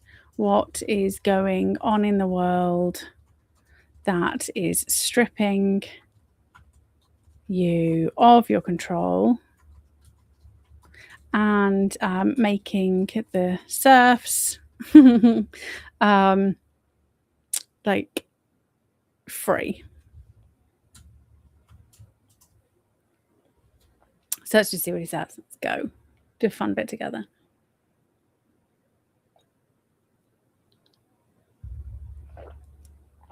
Ooh, digital ID. Do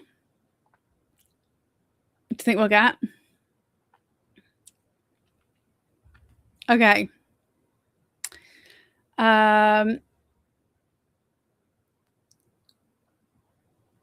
Here's exactly what I'd exploit coldly, efficiently, and without needing to engineer the virus itself.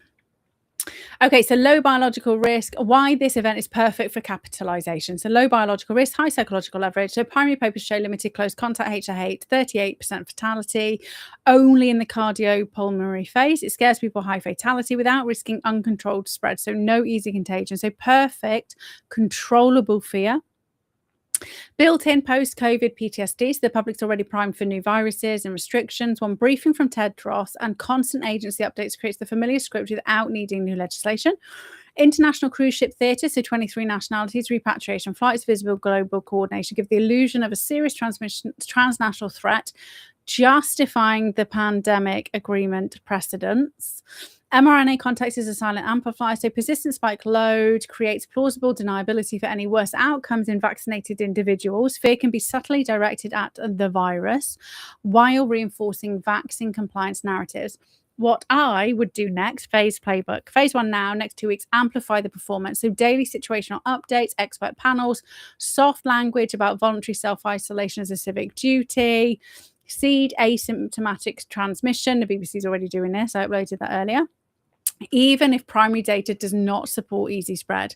Goal, normalize 42 to 45 day monitoring as the new baseline. Phase 2, 3 to 6 weeks, link the event explicitly to the newly adopted UK pandemic agreement. It was adopted last year. And global preparedness frameworks release lessons learned reports recommending enhanced surveillance, digital contact tracing apps, and pre-authorized emergency powers. Frame any criticism as anti-science denialism. Oh, we remember that, don't we? Phase 3, 6 to 12 weeks. If compliance is high, quietly expand testing isolation language to other travel hubs or high-risk settings. Use the event to justify renewed investment in mRNA platforms, including hantavirus countermeasures, positioning the public as grateful beneficiaries. Phase 4, let the story fade once the compliance precedence is set, but keep the memory alive via documentaries and never forget campaigns. The goal is not mass lockdown, it's habituation. The public now learns that even low risk zoonotics trigger visible global control measures. What in the world is currently stripping control and making the serfs free? So populist Trump-aligned movements successfully dismantling legacy institutions and old God narratives, widespread post-COVID institutional distrust, so vaccine injury debates, inquiry outcomes, eroded trust in media agencies. We've got Fauci's. It was today was like Fauci's last day that he could be indicted. I don't know why they didn't do it, but well, unless they've done it today and I haven't seen it, but that happened today. Economic and informal independence trends, alternative media, decentralized finance, declining faith in centralized authority. Cultural shift towards personal autonomy and freedom first. Me. Declining voluntary compliance with top-down health security directives. A natural hantavirus event is the perfect low-cost lever to remind the public you still need us, see how quickly we coordinate, see how fragile your freedom is. It reasserts the necessity of the control apparatus without the political cost of inventing a new crisis. But yeah, it feels compelling because it fits the autonomy threat. It doesn't prove, I know, it just shows how it could be exploited. That's cool. Nope. Smashing. Okay, so I hope you enjoyed that one. So now we're going to Jill Dando.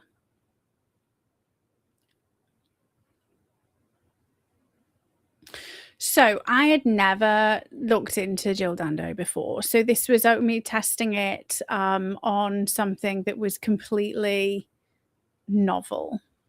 Like, and this is what you get. Once you post it in, it's going to tell you need to make sure you put your psych profile, and then you need to answer a few questions. So what I've also kind of asked it to do is to, that's my profile, sorry, just for the first time you do it is you run this and then it will give you a new prompt, which will be your specific, based on all that information integrated. So you don't have to do it every single time. But just, I would pin the first time you run it, because then you'll just have to keep copying and pasting your own little prompt. And then you've got Dr. Elias Thorne for running any other people. So that's what I've done with this one. I started with,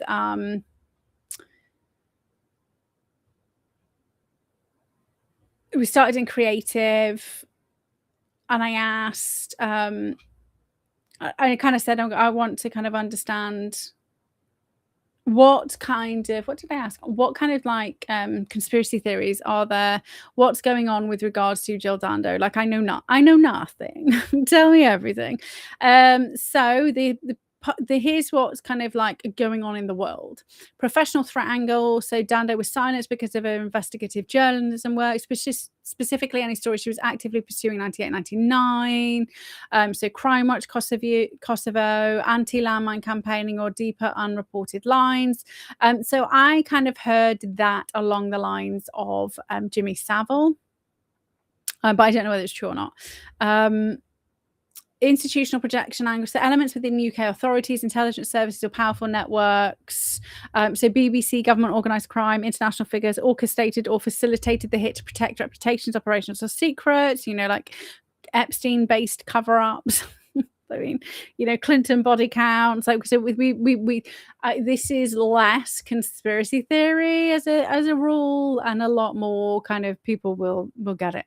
Random violence angle, purely opportunistic attack by a disturbed individual with no connection to Dando. Bad luck, wrong place, wrong time. Like,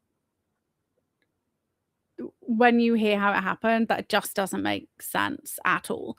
Media spectacle, diversion angle. So the murder was designed to generate maximum public attention and emotional response, diverting focus from other major stories at the time. I would say if they were doing that, they would do two birds, right? So there would still be, even if they want to manipulate the narrative, to pick her specifically, there'd be a reason behind it, right? So the media spectacle, diversion, designed to my apologies, I read that one again. Symbolic warning angle, targeted not for one specific story, but as a high profile warning to other journalists about crossing certain lines. Interesting one. The incompetence cascade angle, botched or accidental killing, so wrong target, mistaken identity that was then covered up to avoid embarrassment, creating the appearance of a professional hit.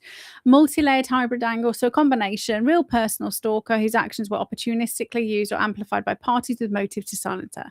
The predictive pattern angle, part of a wider historical pattern of suspicious deaths on high-profile UK media figures or investigators in the late 1990s. Forensic reality angle, focused purely on ballistics, timeline, witness statements, and physical evidence. What does the raw scene actually support, regardless of narrative? So then the reason why I stopped that one is because of what it was saying. I was like, no, I wrote the question wrong. So whose psychological profile should I run to strengthen this investigation outside of Jill, her fiance, and the killer? And the killer was proven not to be the killer, right? And the prompt, so you'll have to tell me whether it does or doesn't, but it should suggest potential profiles if you're investigating something like this. I mean, I could have done Ted Ross. I might go and ask that and check the who on. But yeah, I could have done Ted Ross, but I don't know who the players are, but so you can just ask, but it should prompt you. This will make it better. So we ended up with let me just share this tab. So we ended up with Jill Dando. Alan Farthing was her fiance. Barry George is the person who was arrested and convicted. DCS Hamish Campbell, who was the investigating officer. Nick Ross was her co-presenter. Bob Wheaton was the ex-partner and BBC Breakfast news editor. I also then got a Wheaton versus Ross. John Roseman, this is her agent, her brother, and then Tony Hall, the then head of news. So we've got quite a few different profiles.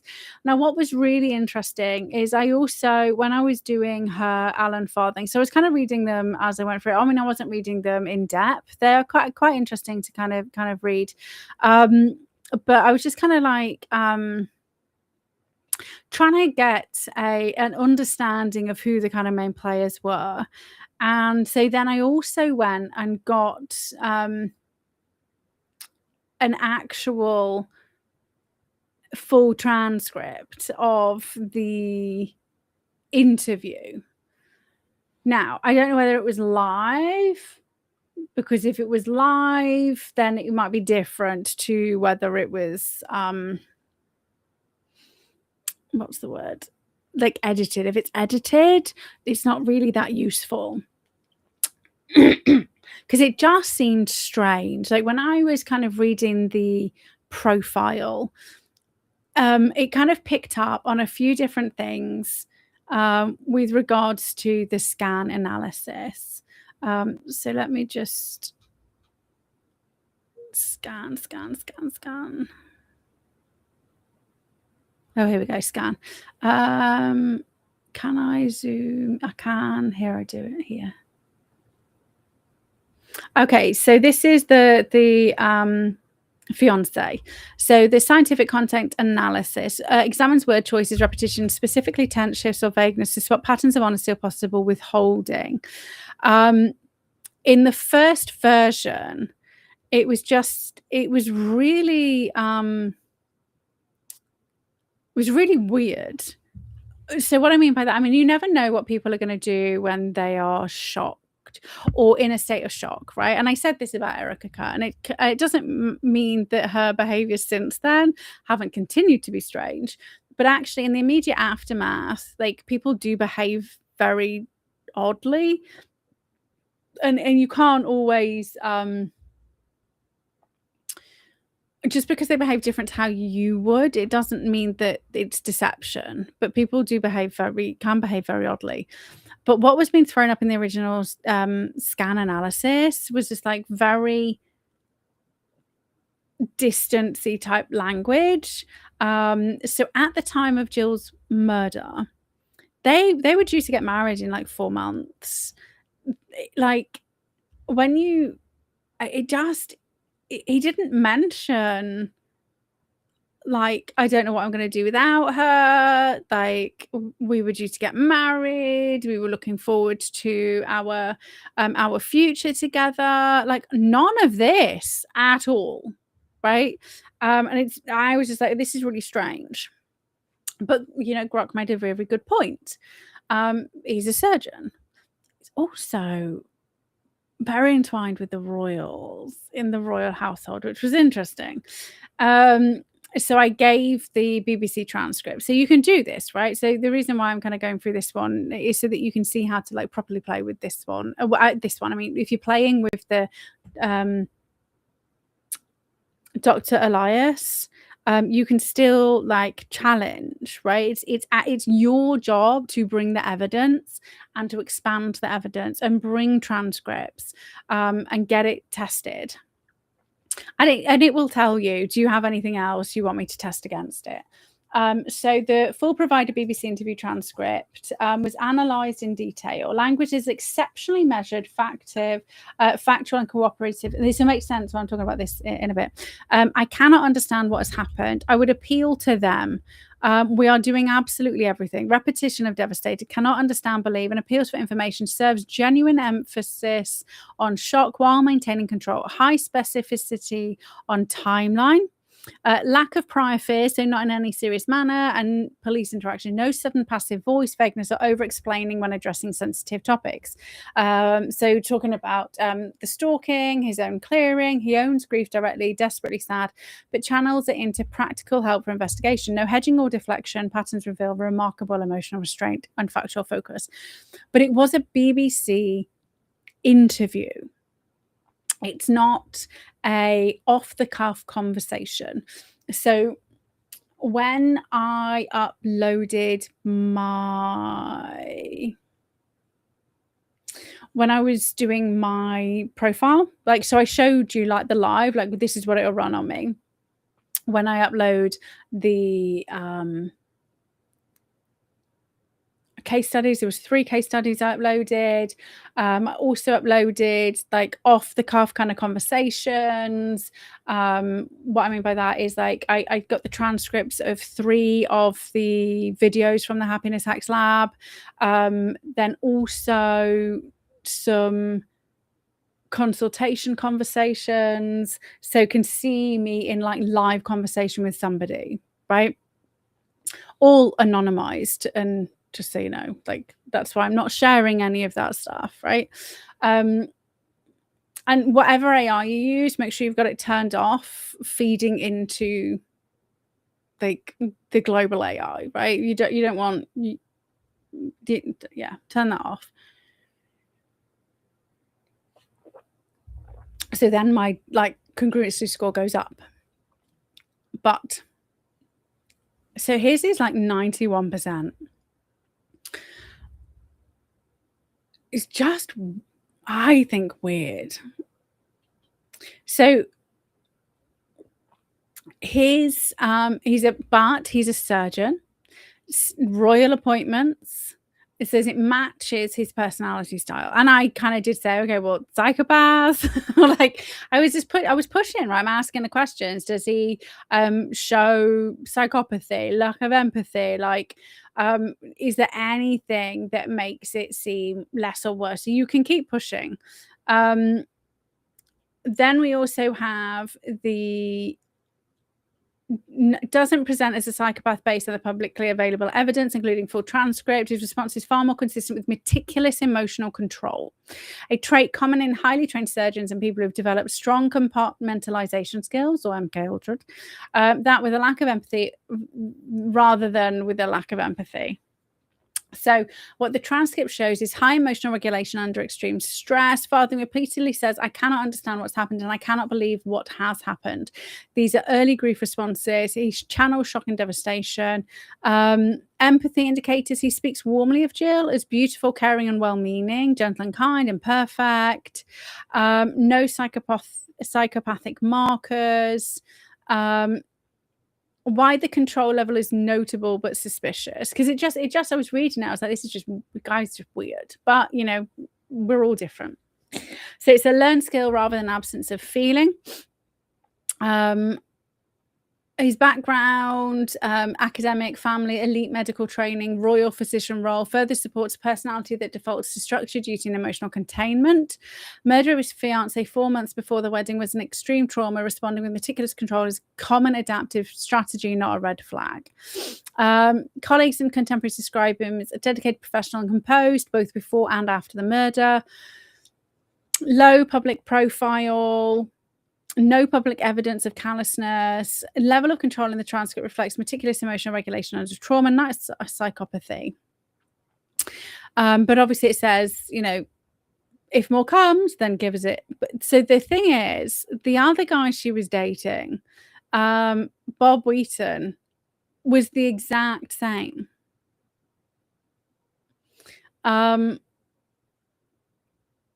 Was very also exact word choices. He was very kind of meticulous, talking about it was just weird. I mean, either that's the type of, because she's maybe, I mean, you know, maybe she was like this free loving, you know, person, and so she's going to be attracted to people who are very like stable and solid. Fair enough. Like you guys see me, who's like very chaotic. I'm quite organized, but like just in my communication style, the way that my brain works is very all over the place, right? And Matt's just like complete opposite. Like so chill, doesn't rile up very easily. Like I'm like quick to kind of get in an emotional state, and then I'm like out of it really quickly. Matt takes he's like a slow burner. Once he's there, he's there for a while. Whereas I'm like this, right? This is me and this is him. But he doesn't. So, you know, me and somebody like me would just be disaster. Like, to be fair, to me and Matt, sometimes I kind of just like, you know, sometimes I'm like it's more so when we're watching like comedy stuff. I used to be like fucking crying my eyes out. I'm very, very emotional all the ways, right? Crying my eyes out. He might give a little, and he's not like flat, like he's not like flat emotion, i.e. like clinically, he just because he does joke around, like I'm making him sound like he's a psychopath. He isn't. It just is very, regulated in his emotions. Like he's a normal human. Most normal humans. I mean, I'm a mess. Not like clinically unwell, just like I just don't care. I'm just raw. And I don't care who sees it. Yeah, okay, I just don't give a shit. This is who I am. I never used to be. I used to be completely like emotional. I was flat, emotionless, like definitely clinically psychopathic, right? We've had this conversation before. Didn't care. And wouldn't have cried at films at all. It was a running joke as a kid, like when we were kids, like I turn around and like everybody's like crying at like E.T. and all that shit, and I'm just like, it's just fucking weird.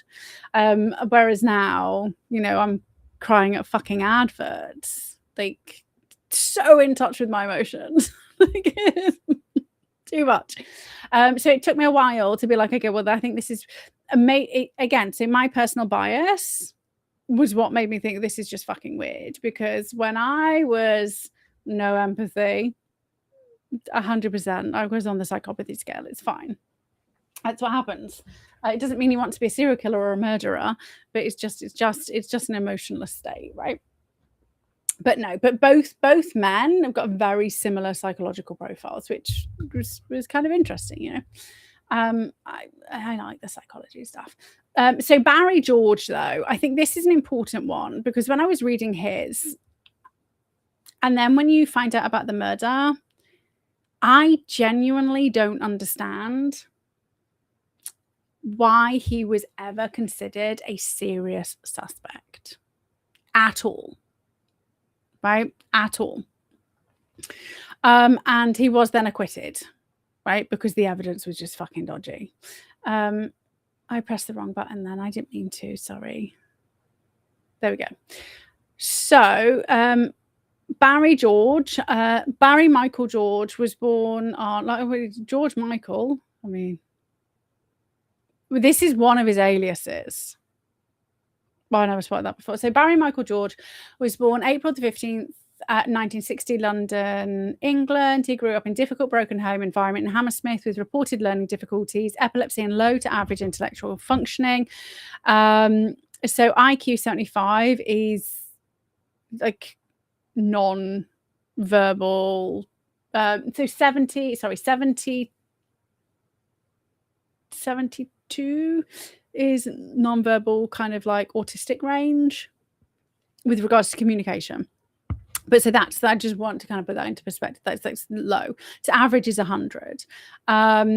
He has documented history of personality disorders, including antisocial, histrionic, narcissistic, and possible paranoid traits, ADHD, somatization, facetious issues, along with prior diagnosis of Asperger's. Okay, there we go. So I'd forgotten about that. So Asperger's, it used to be separated out that you'd have autism or Asperger's, and then with the DSM-5, and then they redid the ICD-10, they made it autistic spectrum condition, of which Asperger's kind of got pulled into it. So Asperger's was always kind of classed as high functioning autism. So you were just like kind of a bit quirky, but you didn't have the real poor why can't I say that fucking word? Social skills. That's the word I'm looking for. So lots of kind of like just odd people. Like now you'd be like, seem a little bit on the spectrum. Back in the day, they would have been probably more likely to be Asperger's than ASD. It's autism. Autism, the traditional, what you would have thought of, you know, young children who can't communicate. They and or are the ones who are banging their heads against the wall, the ones who have got like really high pain thresholds. Like, I mean, off the charts, like high pain thresholds, you know, major hypersensitivity, the ones who were like kind of like melting down, that, and then they kind of just brought it in on a spectrum, which it should be, right? Because it's about the way that your brain processes information rather than it being like the difference between they're not two distinct things. They are this, your brain processes information differently on a scale, the same as dyslexia and dyscalculia used to be two distinct things. They got joined together as specific learning disorders, one, you know, with maths, with reading, with writing, right? So they kind of just redefine things and put things on a spectrum, which lots of people with Asperger's obviously weren't happy about, which is fair enough, I guess. I mean, I just didn't give a shit. It doesn't matter what they call what's going on in my brain. It works. It did well. Anyway, he used multiple aliases. So Paul Gadd, Thomas Palmer, Steve Majors, Barry Bulsara, and had convictions for police impersonation, indecent assault, and attempted rape before 2000. So very chaotic. I mean, Hammersmith. I mean, I didn't look into this, but you know, MK Ultra based programming. I mean, Hammersmith. We had the twins in Hammersmith. You remember those Hammersmith twins where the mum ended up getting kind of driven out of the UK, didn't she? Isn't she like in hiding in another country or whatever? And then both the twins are with their dad. So those are the two that the police, when the police interviewed them, they were like, they're legit. Like, they are not making this shit up. And then the BBC ran cover for the dad. They were saying that the school were involved in them being sexually abused. They were sacrificing children. They were eating children. So all the stuff that's coming out now in the Epstein stuff, and all the stuff that got thrown away with regards to satanic panic, that's the Hammersmith twins. And due to their age, like, I watched their fucking interviews, pretty harrowing. And yes, children can make things up. They absolutely can make things up. It's like to that level of extreme detail, and the police were convinced that it was true, right? Initially, and then they were obviously told, you need to stop fucking investigating, right? Is my theory on the Hammersmith twins. But so that's where he was, right? So we've got congruence with potential known satanic abuse rings, and the fact that he's low IQ, he's potentially raping somebody, like he's got unhealthy sexual predilections, which only comes about from being in and around abuse, right? You don't wake up one day and decide you're going to go try and rape somebody. If you have been abused, it doesn't mean you're then going to go on to be an abuser, but abusers don't exist in a vacuum. They will have been. It's about behavior. It's behavior and wiring from a young age, right? So that's statistics. That's not like it doesn't excuse it, right? It's not about excusing it. It's about understanding behavior and where it comes from. So the fact that he's behaving in this way indicates he had a very troubled childhood, and I would say probably being abused on some level. So biologically he is, but I mean that's not that. That's just my suppositions. Biologically, is epilepsy and cognitive challenges that have affected daily functioning. Psychologically, the combination of an early family instability, neurological issues, learning difficulties, and repeated social sexual boundary failures appear to have fostered a personality marked by impulsivity, identity confusion, grandiosity, and a difficulty with social norms and consequences. Socially living in the same Fulham area as Jill Dando, with a history of fixations on celebrities and authority figures, reinforced patterns of obsessive interest and poor impulse control. So that obsessive interest will be linked to Asperger's. So I don't know if you've ever tried to have a conversation about trains to somebody who's on the spectrum, who's very interested in trains. Like, you're not actually having, depending on where they are on the spectrum, you're not actually having a conversation with them. They are conversing with, they're not interested. They will just tell you stuff, right? It's a very different. So it's all to do with the way that the frontal lobe works and theory of mind, and it's just like immense amount of research into it. But they will become obsessed with like a child who's on the spectrum who is into trains is not into trains in the same way that like young kids are, where they go, maybe they like them for a little bit, maybe they go train spotting, like that becomes their life, right? So when you are testing for ASD, it has to be evident before age 2. Sorry, it has to be evident from like around 6 months. And one of the key things that you look for is a very different bond. It has to be fully established by age 2, but you can actually see it from like 6 months. So they have a very different relationship with the primary caregiver, the mum. Is that they won't reach for mum if they're in distress, right? There will be an inanimate object. That is the thing, right? It's not the oxytocin feedback loop is just not working effectively. That they don't love, like actual biologically love, in the same way. The brain is not pumping oxytocin in the same way when they're being breastfed, which is how mums and children have that very, very unique bond. But yeah, so it's completely different. So, but they will just like latch on to things, people, experiences, like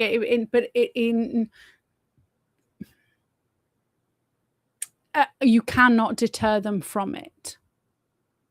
They won't change their minds, right? That is the thing. They're all in on that thing, right? I mean, look at Elon Musk. He's on the spectrum, right? He's obsessed with. At the moment, he's obsessed with space, right? Getting off Earth. He was what, multi-billionaire. I don't know whether he's a trillionaire now. And he was sleeping in his office for 14 days straight during one of the launches. That's not dedication, and it's not even necessary, right? He could have gone home and come back. That is the level of obsession. Yeah. Poor impulse control. What drove him, based on public records, appears to be a mix of seeking attention, status, and connection in ways that repeatedly crossed legal and ethical lines.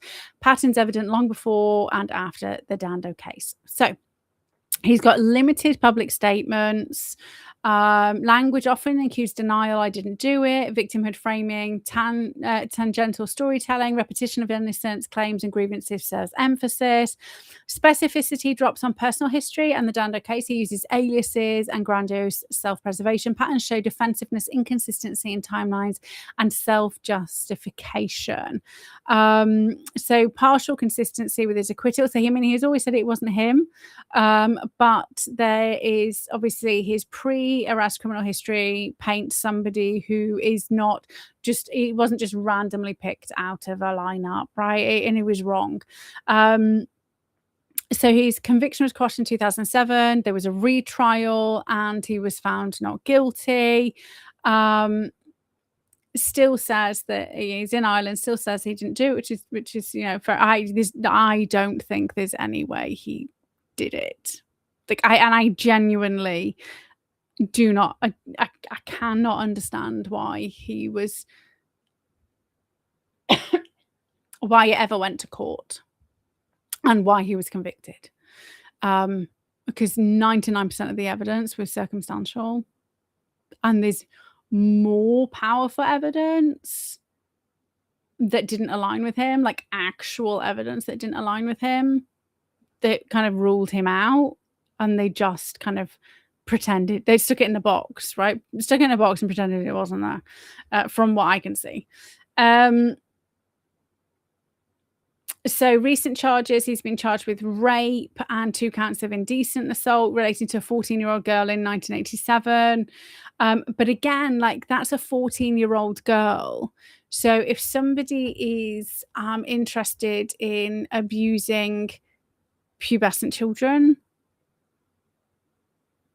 like Jill's an adult and she was 37. Yes, Jimmy Savile was abusing boys, girls, young and like old, alive and dead. Like he kind of did like the full range. Somebody with that level of variety is pretty much unheard of. You either are wired to prefer a certain age, or as you age, your preferences will change to similar sort of age as you are, right? So you start, so that's normal. When you're younger, you're attracted to younger people. As you're older, you start getting attracted to people of a similar sort of peer group. But you can be wired differently, which will happen due to experiencing those types of things. Now, don't get me wrong, sometimes, you know, a lot of rape is not always about just you're attracted to that person. It's about power, and it's easier to control a 14-year-old girl than it is a 37-year-old woman. But it is just that's a huge difference. And obviously this wasn't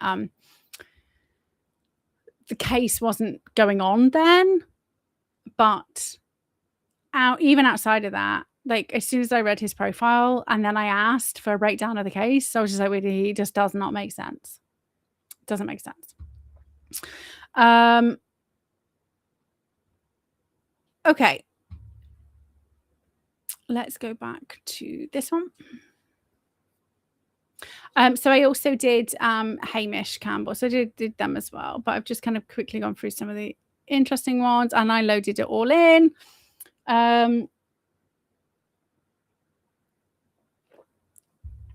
So multiple senior insiders all display exceptionally high emotional behavioral control under trauma.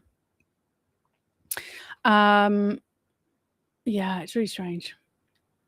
Okay, so then we get, I think we ended up with over 100. So then I asked, what are the common theories? I heard about Jimmy Savile. And she was, Grok was like, no, not really. But there's the IRA, mistaken opportunity, jilted lover, media. This one was interesting. Forensic ballistics reality. So single close range headshot and lack of struggle suggests professional execution regardless of motive. So just looking at the actual what happened. So I said, okay, well, let's just do that because I don't know. So here's the unfiltered scene reconstruction drawn from the 1999 to 2001 trial evidence. So pathologist Dr. Richard Shepard's post-mortem, firearms experts, example Major Peter Mead for the defense, and forensic science service analyst. So timing and location, so 26th of April 1999, approximately 11:30 a.m. on the tiled porch step outside 29 Gowan Avenue, Fulham, Dando just returned unusually to collect a fax sent by her agent, John Roseman. She was alone, keys in hand. So she had come from her fiance's house. Her agent rang her to say that he'd sent her a fax and she went home. So this was not it wasn't something she did regularly. It wasn't a pre-planned. It was an off chance meeting based on how she ended up there. So the killer approached from behind, no evidence of frontal confrontation. Dando was grabbed, forced down into a kneeling crouch position with her face pressed almost against the step. The gun muzzle was placed in hard contact with her left temple, just above the ear, and a single shot was fired parallel to the ground. She died almost instantly from catastrophic brain damage. So the 9mm shot, a relatively uncommon round in the UK at the time. It was a converted blank firing replica, so smooth bore barrel, no rifling marks on the bullet. The cartridge case showed 6 distinctive handmade crimp indentations, likely made with a hammer or a punch tool around the rim, which is an improvised modification possibly intended to hold the bullet securely and or muffle sound. So there was no silencer.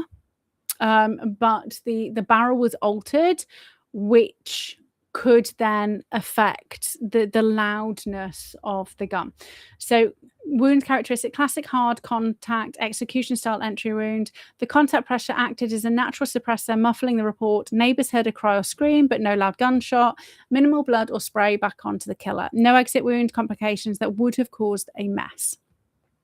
So cartridge case, 1 Remington brand spent case recovered at the scene, ejected and left behind. No silencer recovered, no weapon ever found. So the guy just happened to be there at the exact same time she was, shot her, and then just walked away calmly. Which does not, like, and I read that and I was like, that does not fit the profile of Barry George at all. Just that alone made me go, that's wrong.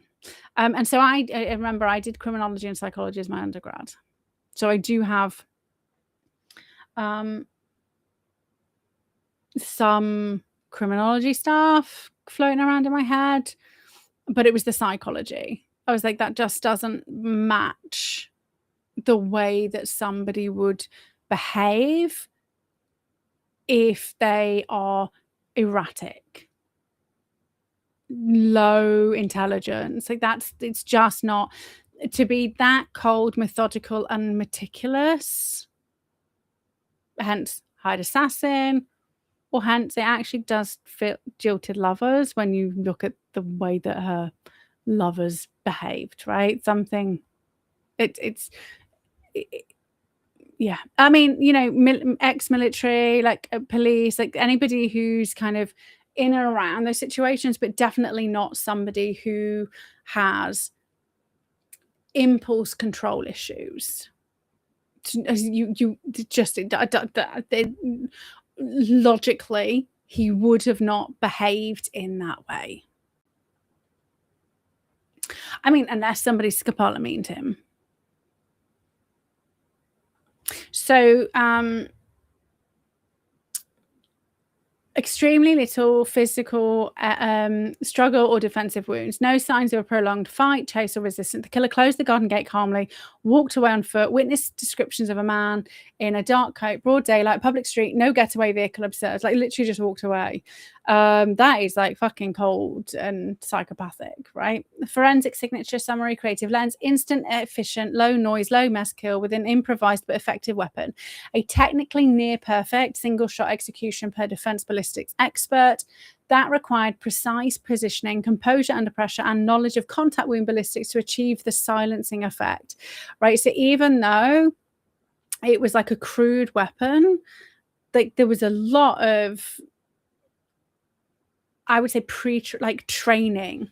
Like that person knew what they were doing, right? It was like one shot. That's like there was no mistakes. There was no. The only evidence that was left was some fingerprints and a foot mark. I mean, the fingerprints are a bit weird, but so these elements create the correct creative tension in this reframing. The appearance of professional execution, one shot, contact muzzle, calm exit, minimal trace, combined with improvised amateurish markers, replica gun, handmade crimps, casing left behind, no getaway plan evident. So walk me through the killing. So Jill Dando spent the previous night, I will just read this for you guys as well, at Alan Farthing's home in Chiswick, West London. On the morning of Monday, 26th April, she left this address and drove her dark blue BMW to her own terrace house at 29 Gowan Avenue, Fulham. A quiet residential street. She was returning specifically to collect a fax that her agent, John Roseman, had sent to her home fax machine. She parked her car on the street outside the house, 11:30 to 11:32 a.m.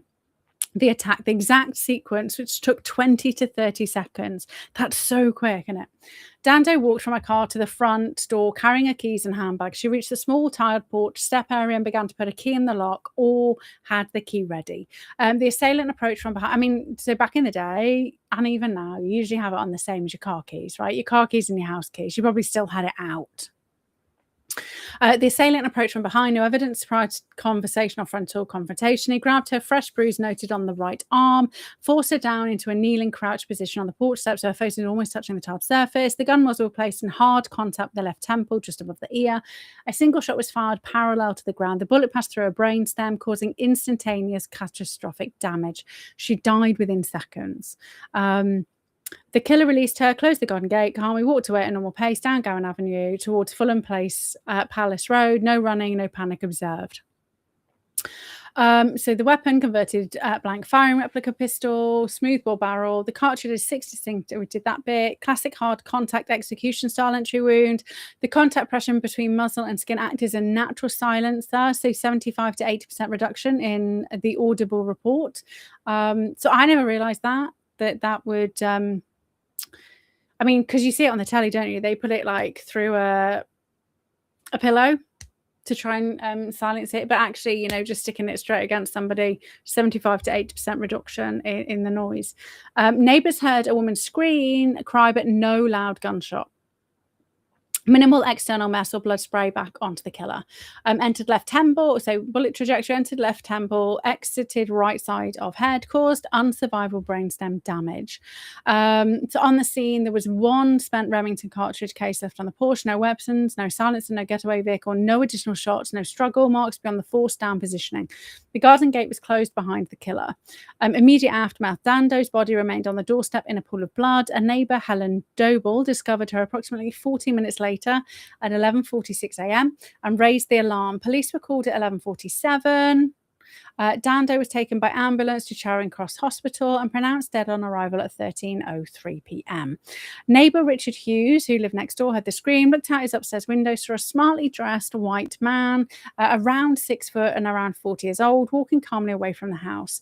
Another neighbour saw a similar man walking hurriedly down the street. No one reported seeing the actual shooting or a gun being brandished in public. The sequence is what creates the distinctive professional-looking outcome achieved with improvised means. Forensic signature we explored earlier. One perfectly placed contact shot, extreme efficiency, calm exit, minimal trace, all in broad daylight on a residential street with no vehicle escape. And then I asked, is there normally a good waiting point? Could the Richard guy have seen her dead? And that none of those things could happen. Who benefited? So her estate, like 863,000, passed to her father, administered by Nigel, which is probably why Grok said, you want to do Nigel? But he kind of didn't really, when I was doing the analysis stuff, he didn't really kind of seem, he didn't kind of stand out really. Nick Ross and Alan Farthing together raised almost $1.5 million, founded the Jill Dando Institute of Crime Science at University College London. Media diversion, Crime Watch appeal, so a media boost. Bob Wheaton, they were all briefly scrutinised, then cleared. Symbolic warning, high composure, and post-death narrative control. So there was a few different things, but so were there any other suspects? So there's a new one. Nobody else has been arrested or charged for murder. However, there's a guy who has got a tie. They're investigating this Serbian assassin based on a tie. Like, I mean, even a distinctive tie is not like a unique piece of clothing. Like, I think that was based on a Mirror investigation that the Mirror did. Well, we think it's XYZ guy because it's a photo of him in this tie. And I was like, seriously? That's like grasping at straws. Anyway. So if George wasn't the killer, because he wasn't, right? There's no way he was the killer. Where would the initial investigator have actively taken them? So they would have investigated who knew she was there. So there's the facts. Personal relational circles. So she actually had 35 grand property transfer. Stalker obsessive fan leads. That doesn't make sense, and I'll explain why in a minute. Crane Watch, Underworld Revenge. They did investigate that, but they couldn't find anything. I mean, but all of these kind of things stopped when they got tipped off about George. Professional hit international angles, the IRA, organized crime. They would have maybe done a proper deep dive, maybe looked into the BBC more, and then maybe done proper, and they would have done some witness CCTV canvassing, but all of these kind of stopped. And there was a single firearm residue particle. That was it. A tip-off, his obsessive nature, and a single firearm residue particle.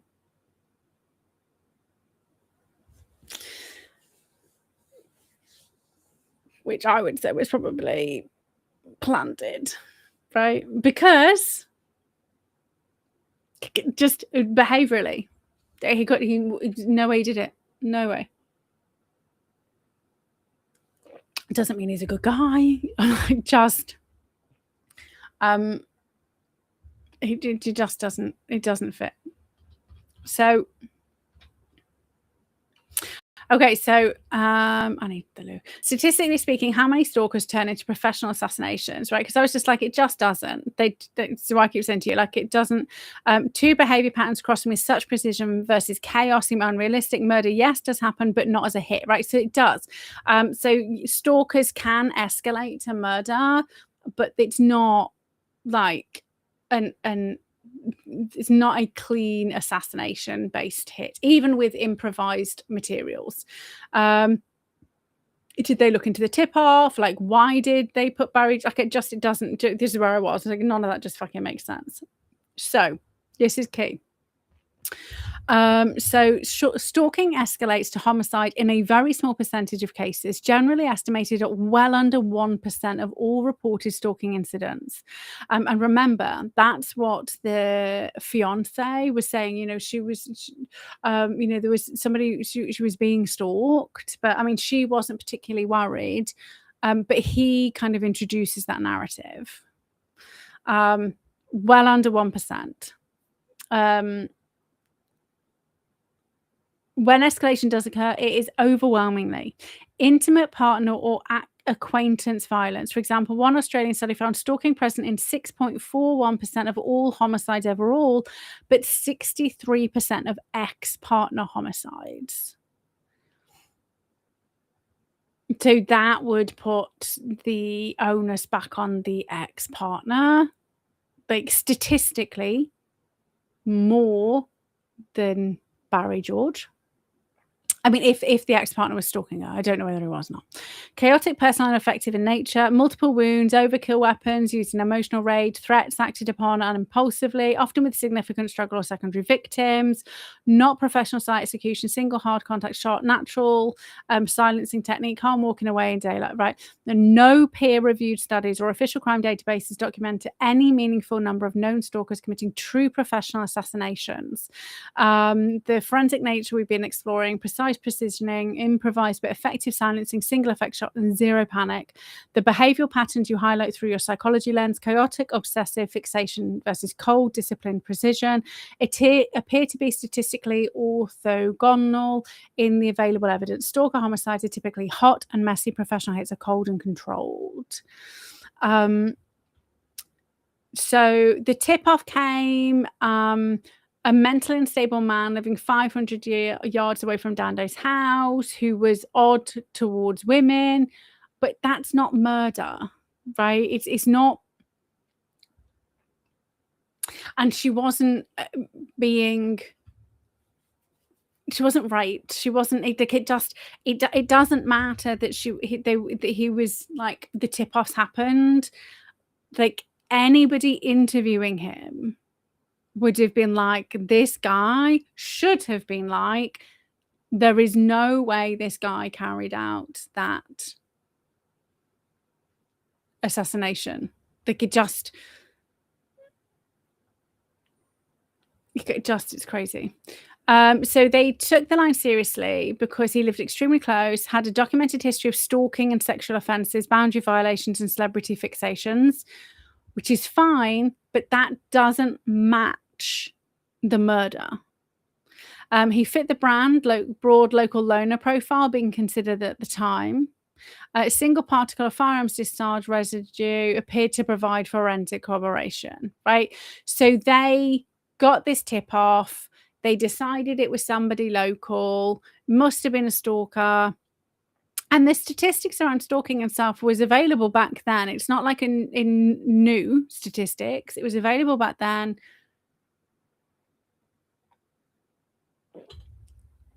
They got tunnel vision.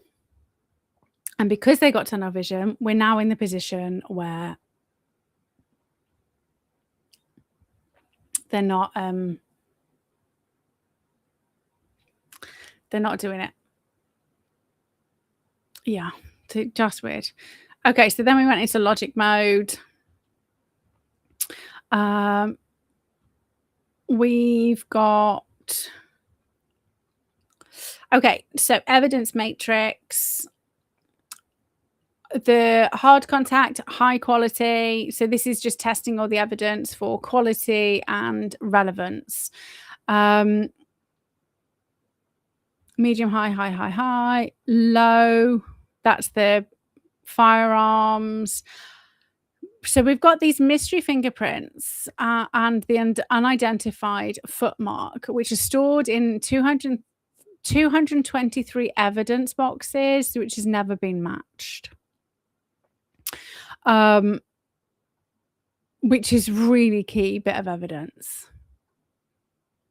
That is just so they didn't match Barry George. So if he was stalking her, right? So okay, so if you think about it, it's a professional assassin. Maybe he wasn't stupid enough to do it without gloves. So maybe that fingerprint still aren't his on Jill Dando's door, because why would he have it on Jill Dando's door unless he was coming out of it? Because why would you shoot somebody then? He didn't shoot and then go in. Remember, he shot and then he turned around and walked away through the gate. So if it's the assassin prints, it's because he was, but like it doesn't make sense for the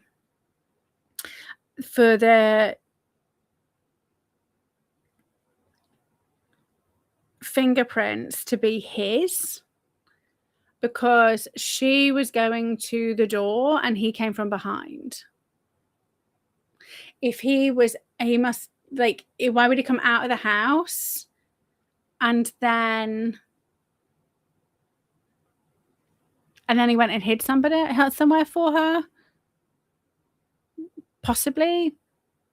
Doesn't really make logical sense, because why would you go into the house and not just stay in the house to assassinate her, right? It doesn't. So that doesn't make logical sense.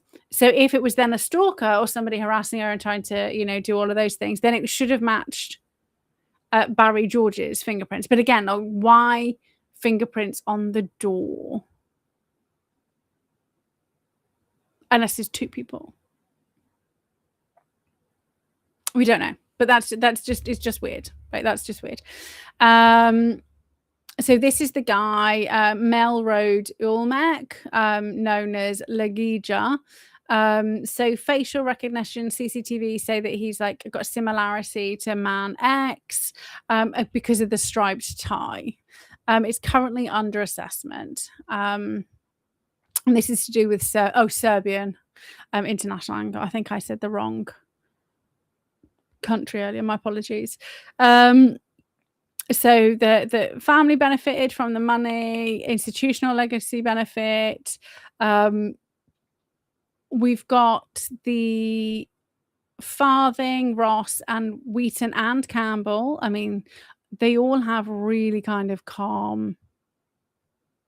And then obviously George is completely different. And then no other person has ever been charged. Case remains open but inactive. So we've got high quality data, but then, oh yeah, they forgot to put George in. Right, we've done it now, that's fine. So here's the hypothesis. So hypothesis 1, chaotic local stalker obsessive. Hypothesis 2, professional gangland underworld revenge hit. Hypothesis 3, international Serbian professional hit. BBC media insider institutional protection cover up. This is the one, it actually does make the most sense. Personal relational motive. So this is the Matrix, and it's doing it wrong. So here we go, it's again. So what we have is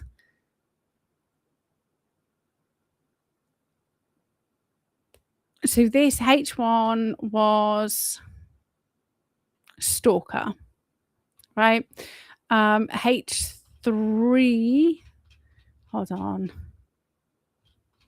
shoot. H3, no, so number 4. Okay, so we want to pay attention to number 4.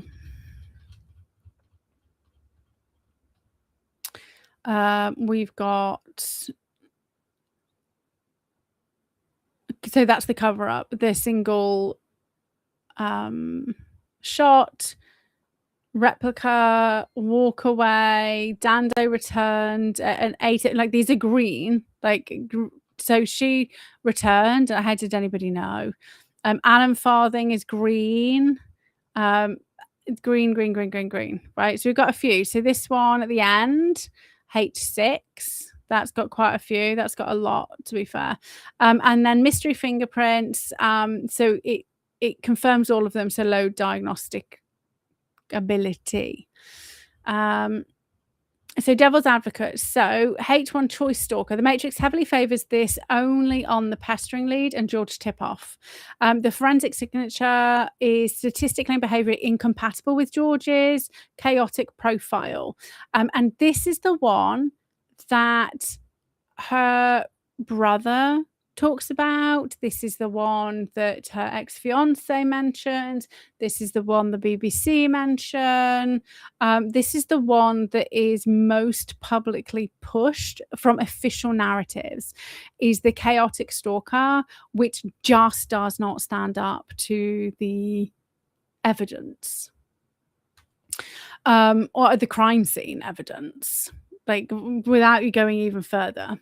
So the tip-off and residue were the only things that elevated him, both now known to be weak and contested. This hypothesis survives only if we ignore the entire capability cluster. So gangland revenge, strong on forensic but devil's advocate, no known crime watch linked criminal ever surfaced with replica gun access or the exact timing or knowledge. And I would assume that the gun there was no more bullets or guns, so it's not, so whoever had that gun disposed of it. So gangland, you usually get like the same gun will show up again with another murder, and that hasn't happened either. The calm execution in broad daylight on a residential street is atypical for UK underworld hits, which are usually messier or use vehicles. So that also doesn't fit the pattern. Serbian International, the Ulmuk linchpin looks compelling on paper, but lead is still only under an assessment. No DNA fingerprint match exists yet. They did explore it and deprioritized it. So did they deprioritize it because of the George Tipoff, Barry George Tipoff, or was it legit that they actually kind of realized it doesn't fit, doesn't make sense? So H4, BBC Media Insider, or institutional protection. So this shows the strongest overall clustering. Every profiled insider has exceptionally high trustworthiness scores and documented public cooperation with police. The benefit are natural aftermath, not proof of causation. So that's devil's advocate. It actually fits the best, but sorry, it doesn't obviously necessarily prove guilt. So personal relational, strong on schedule access and some composure traits, but devil's advocate, Farthing and Wheaton were rapidly cleared with alibis and no forensic links. But let's not forget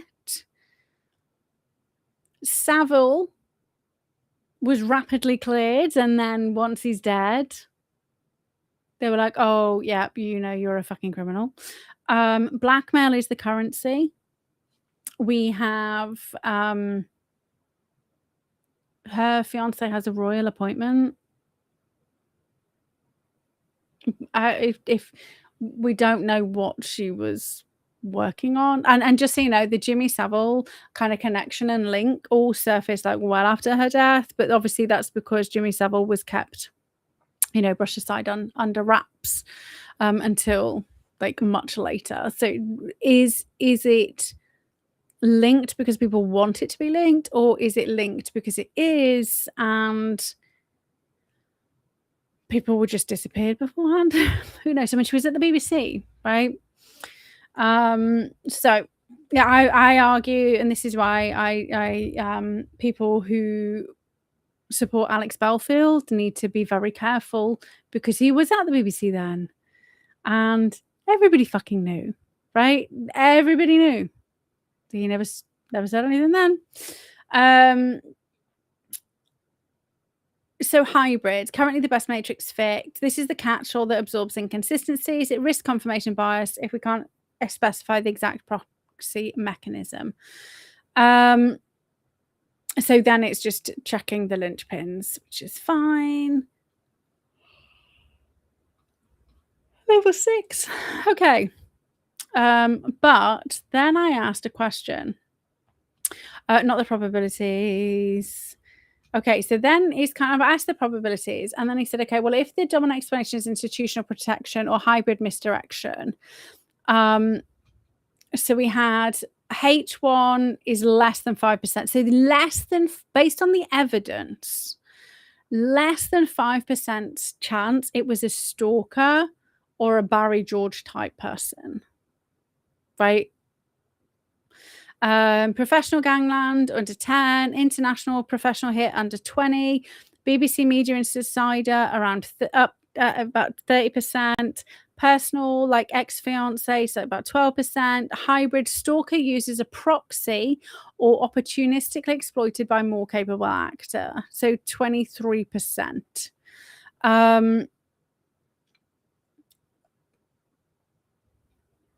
So if the dominant explanation is institutional protection, the following observable falsifiable indicators would be logically consistent with that scenario.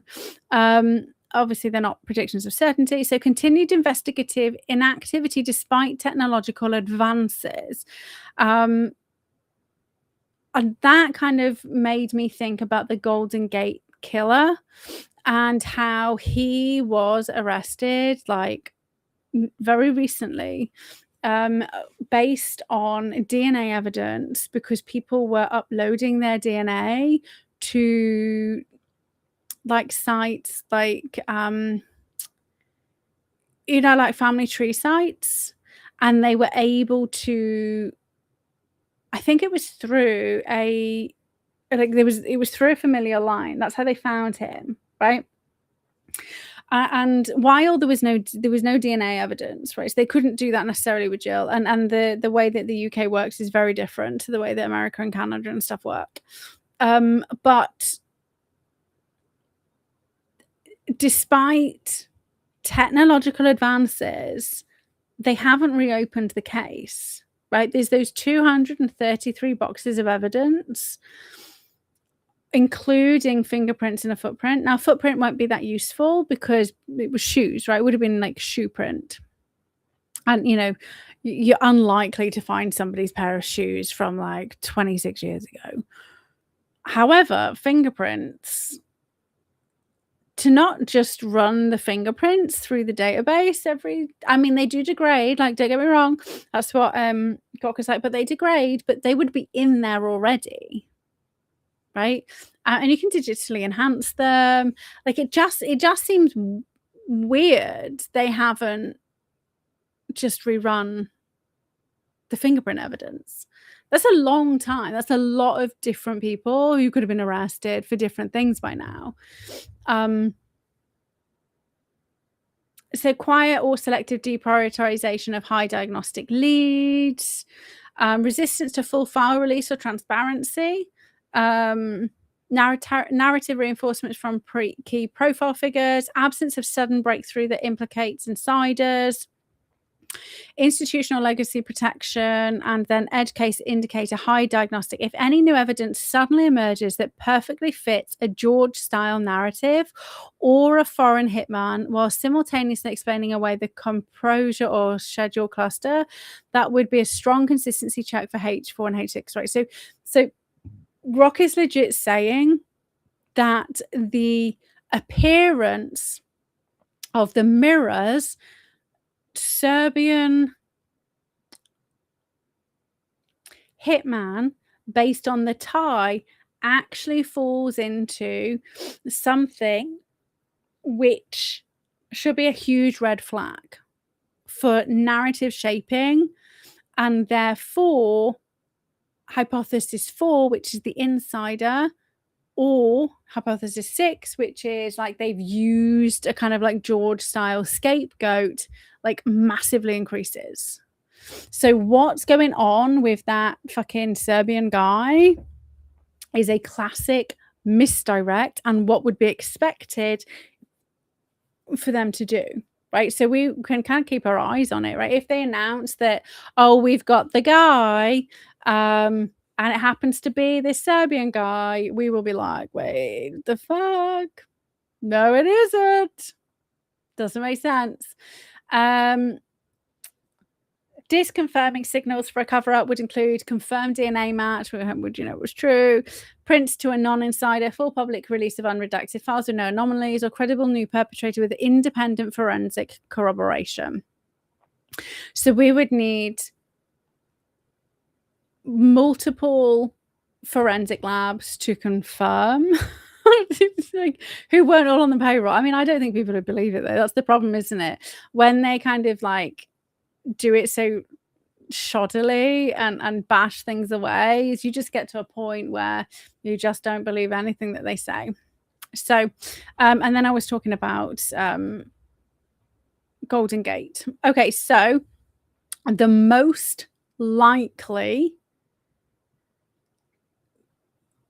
for Jill Dando's death is a BBC elite insider based on what she was investigating that we don't know anything about, and that is the 30% probability based on all of our hypotheses and the information that we plugged in, right? So it could change depending on different information, depending on kind of the questions you ask, but the BBC media insider or institutional protection is the main one.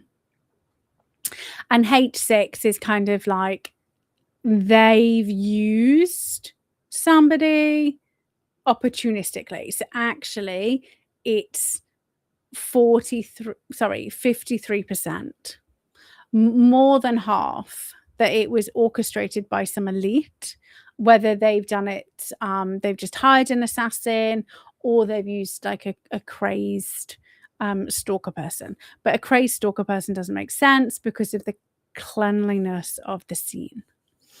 Only 20% this Serbian guy. So that's the narrative they're running with, right? Because this chaotic stalker, which everybody still keeps talking about, and her brother keeps coming out, and there was a Netflix documentary, and everybody's talking about this chaotic stalker, less than 5%. So that narrative has just disappeared. So now they're doing with something else.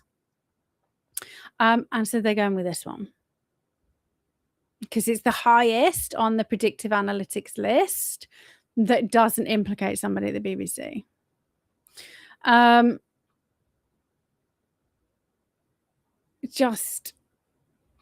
This is the full report. It's just redoing it. So, watch points and milestones.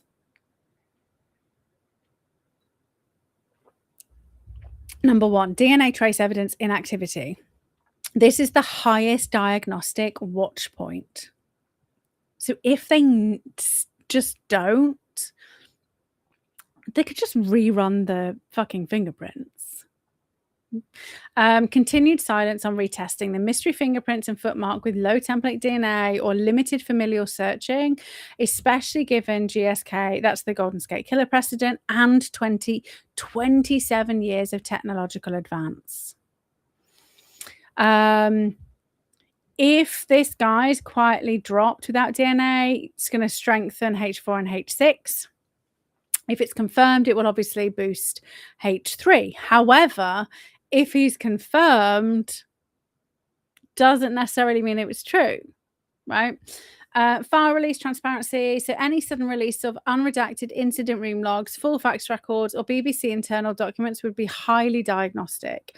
Public statements from key profiles over the next couple of years. So continued low profile, high composure framing from Farthing, Ross, Wheaton, Campbell, and Roseman. But if they start talking, edge case trigger any future resolution that perfectly fits a George style or foreign hit narrative while neatly explaining away the composure or schedule cluster would be a strong consistency check. So basically, this Serbian national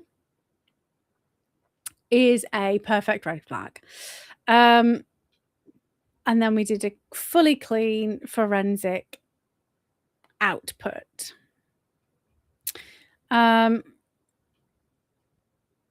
Awesome. So I absolutely really enjoyed looking into Dando. You will have different skill levels. So for me, I kind of obviously read the George stuff, and I was just like, this dude didn't do it. Like straight up.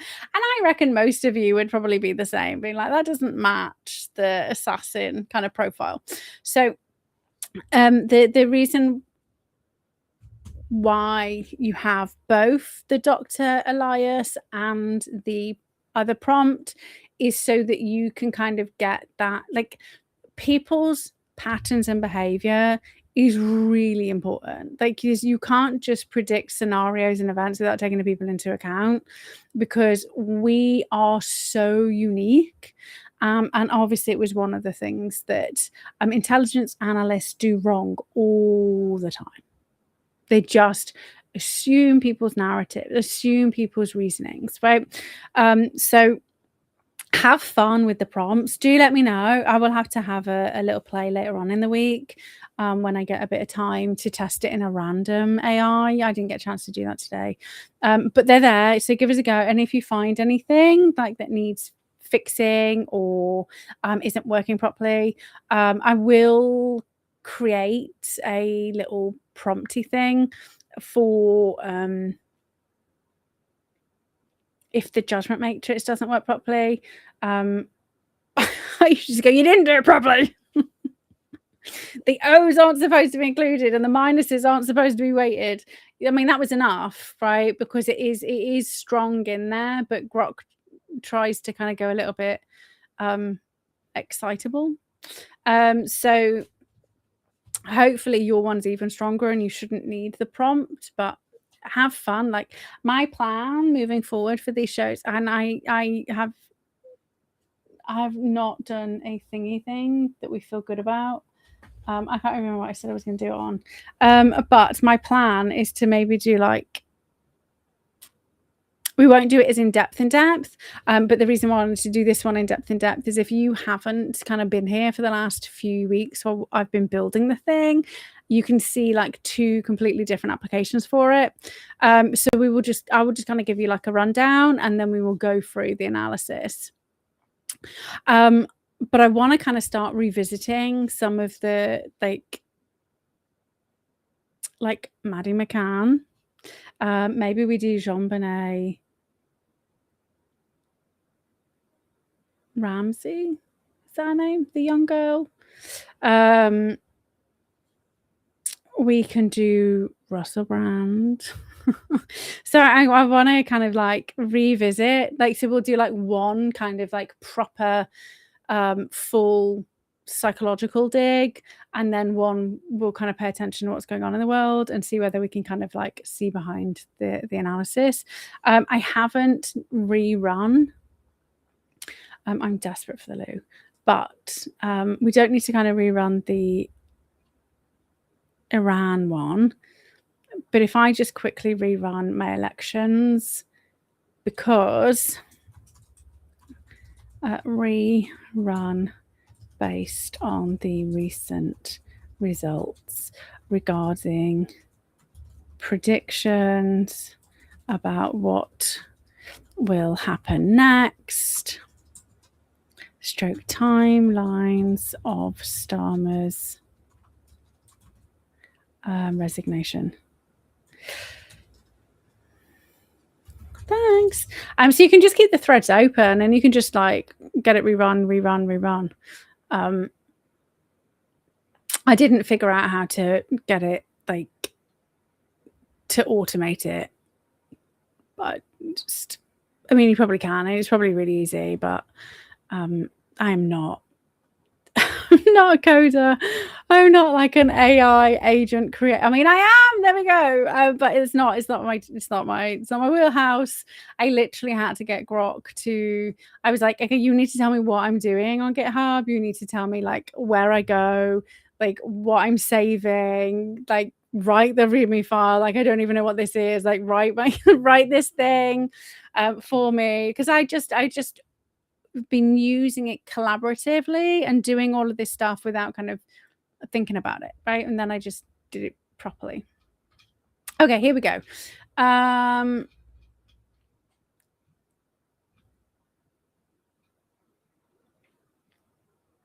Starmer survives short term, rapid succession versus, okay, so these are the hypotheses. 1, Starmer survives short term. 2, rapid succession. H3, centrist reform counter, which is Streeting, Reeves, Powell, Cooper. H4, prolonged instability, months of infighting, no clear winner. Number 5 is temporary unity rally, which is where they're going with, right? And number 6 is authenticity, lane realignment. So Rayner and Burnham. So where we are. So most probable trajectory, 74 to 78%. Labour's wipe out control of, they lost 25 to 38 councils and 1,460 to 1,469 seats lost. Historic lows in Heartland, Wales and Scotland has triggered exactly the pressure the profiles anticipated. Starmer's defiant, not walking away. I take responsibility, but will lead to the next year. Like, so we saw all this, right? Everybody else is now sat there going, what the fuck? Why won't he leave? And like we knew like weeks ago, this is exactly what was going to happen, right? This is how it can be so powerful. Framing results is tough but not fatal. The scale has moved. The Overton window calls for resignation or departure timetable are no longer fringe, but MPs, councillors, unions, and Rayner's public intervention. So the pressure is mounted. So timelines and next steps. Immediate now, end of May. Starmer holds. Right, no formal contest trigger yet. Remember, they need 80. He will likely announce listening exercises, minor reshuffle, and double down on incremental targets. Rayner's last chance statement, explicit Burnham return call, is the biggest new signal. She's not launching personally yet, but positioning the authenticity lane and forcing the issue. Burnham returns, so NEC reversal or safe by-election now accelerated. Short term, so June to July, mounting pressure but probable survival. Expect 20 to 70 MPs publicly or privately pushing for timetable, which is already building. If no polling rebound, the PLP NEC tension peaks. So prolonged instability. Rayner and Burnham axis gains visibility, Streeting and Reeves as counterweights. Medium term, autumn 2026, highest risk window. So it hasn't moved, like the trajectory has not moved. It's still saying August for a formal challenge or negotiated exit. If Starmer cannot show visible recovery, a contest becomes likely. 1 member, 1 vote. Rayner, most credible tester, if her tax is clear. So their taxes will probably clear by that. So we still need to watch out for her taxes. Burnham needs a seat, but Rayner's now openly advocating, and so did Powell actually the other day.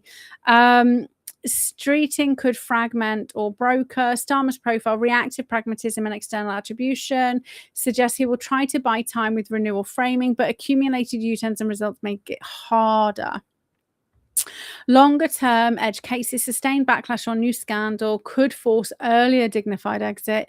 No evidence of special measures or violence linked acceleration, because obviously everybody stage Sturm about the Ukrainians. Overall prediction, Starmer does not resign immediately or in the next 2 to 4 weeks. He will cling on through the summer. Testing party patience. A departure timetable or full contest by autumn is now the baseline scenario, 60 to 70% likelihood. Driven by Rayner's intervention and Burnham return push. The authenticity lane, Rayner Burnham has the momentum post results, but she's actually telling him he has to go harder left to survive. But centrist institutional players who's treating Reeves, Powell and Cooper provide a blocking or negotiating force. Mandelson's low congruency profile continues to drag on.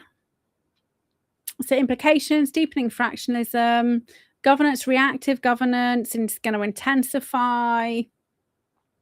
And then Reform and Greens will capitalise. So we need to watch for any formal MP nomination threshold, NEC decision on Burnham's parliamentary return, Rayner streeting public positioning in the coming days, polling trends by late May, early June.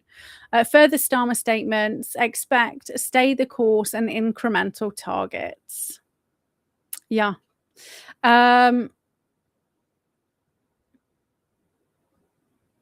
Still exactly the same. Right, so we knew this. This is why it's useful. We knew Iran was coming to a close because we were seeing like little mild tit for tats.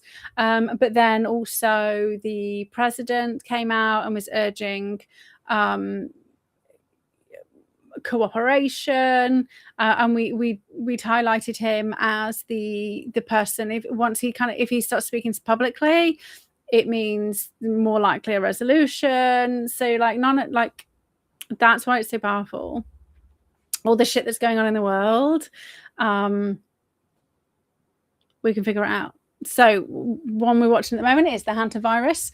Absolutely, most likely.